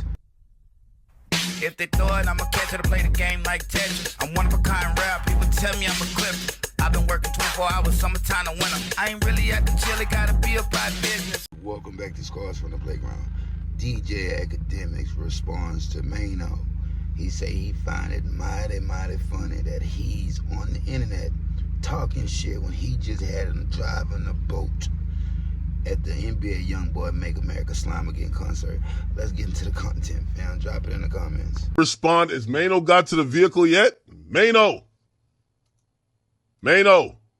you haven't got to the vehicle yet on 50? Yo, Maino, bro. Chat. Y'all have to remind Maino the next time he's going on a rant about me, and I'm going to hold y'all to it,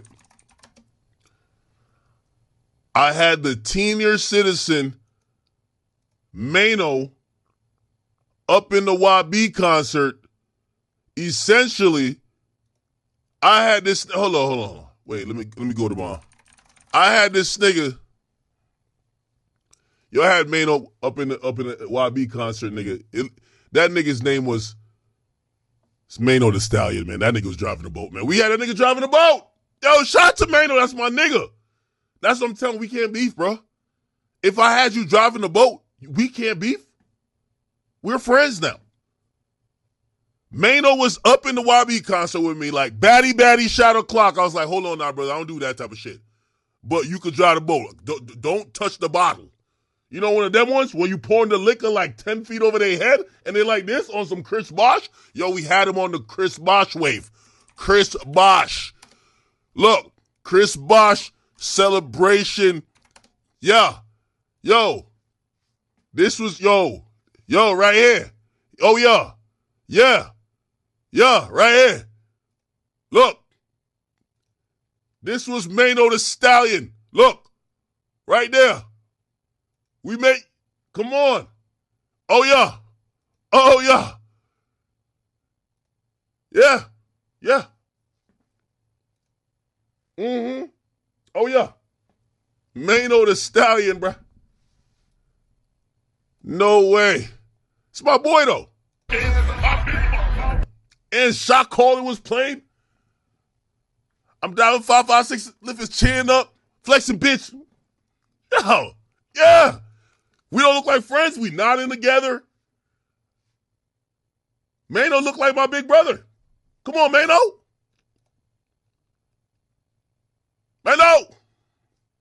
Maino, we supposed to be friends. Maino, you was in the concert looking a little parched. Hand him a cup. Yo, that's, no matter what he's saying about me online, I just want to remind y'all, Maino was mad appreciative when we handed him a cup, bro. I had my sister with me. Yo, hold up now. Yo, Maino look parched. Give Maino a cup. Give him a cup. Oh, yeah. He said thank you. It's all good, man.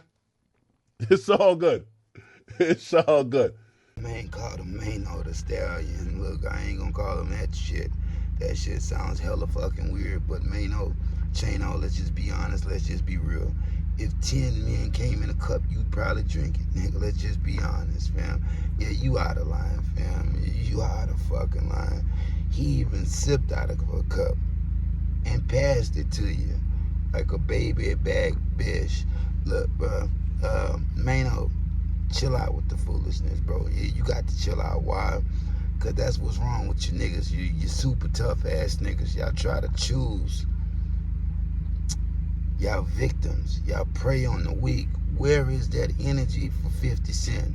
Inquiring minds want to know, fam. I don't even know what's really going on between you and 50, but 50 gonna buy the show from under y'all ass, bro. He gonna buy the building. Y'all feminine, bro. Y'all in deficit. You're on 50's radar, fam. Why ain't you treating them like you was treating DJ Akademiks? You know what I mean? Is it the money? You know, just be honest, just be real, fool. If it's the money and you're scared of the money and you don't want to challenge that, just say it. You know what I mean? But Maino, Chano, I'm sorry, you know what I mean? Shout out Troy Ave. Chano, you got to come with it, bro. You got showing it's proven. You got to make these people a believer. Because them or me ain't seeing it, fam. The character that you portrayed in the last few years, it's been in question. I'm just being honest with you, family. It's been in question. Nigga don't know what type of nigga you are. Once you start talking, you ruin the whole mystique behind yourself, fam. Let's be honest. Let's just be real. On top of that, you ran out of that Barclays Center, ran out of your shoes, and left your guard out. You know what I mean? And drop it in the comments, fam. You're looking like a coward. Why? You don't get no points for beefing with a DJ Akademiks, fam. I mean, there's no shot to DJ Akademiks. No shot, but he's not cut from that cloth. He doesn't claim to be a street guy, portray to be some type of street thug, gangster. Why are you beefing with him, my nigga, when you were just partying with him? Like he said, you just made you drive the fucking boat.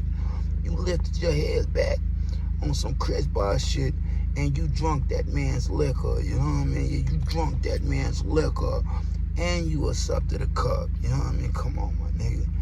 You supposed to be a baller. You a baller, ain't you? You a baller, man. You supposed to be rolling with your own shit. That's rule number one, nigga. Thou should not take open a cup that's already been pulled up when you wasn't even looking from anybody, fam. You're too old for that shit. Drop it in the comments. DJ Akademiks, you got him. You got him with that one. I'm I'm gonna be honest with you, fam. That's why I had to cover this story, because that one was like really, really hilarious, fam. Sometimes, most of the time for me, it's just about the laugh. If I can laugh at it, I'll cover it. You know what I mean? It's shit. Look, drop it in the comments. Can't stay long, got to go, Miss O. Like, share, subscribe, hype my shit up. Look, I'm the future, fam. I know a lot of people wonder, like, the future of what? I'm the future of a few things. Right now, ain't for you to know or understand, but you will see and you will learn. Drop it in the comments, man. Scores from the playground. Like, share, subscribe, nigga. Peace. If they throw it, I'ma catch it to play the game like Tetris. I'm one of a kind rap, people tell me I'm equipped. I've been working 24 hours, summertime to winter. I ain't really at the chill, it gotta be about business.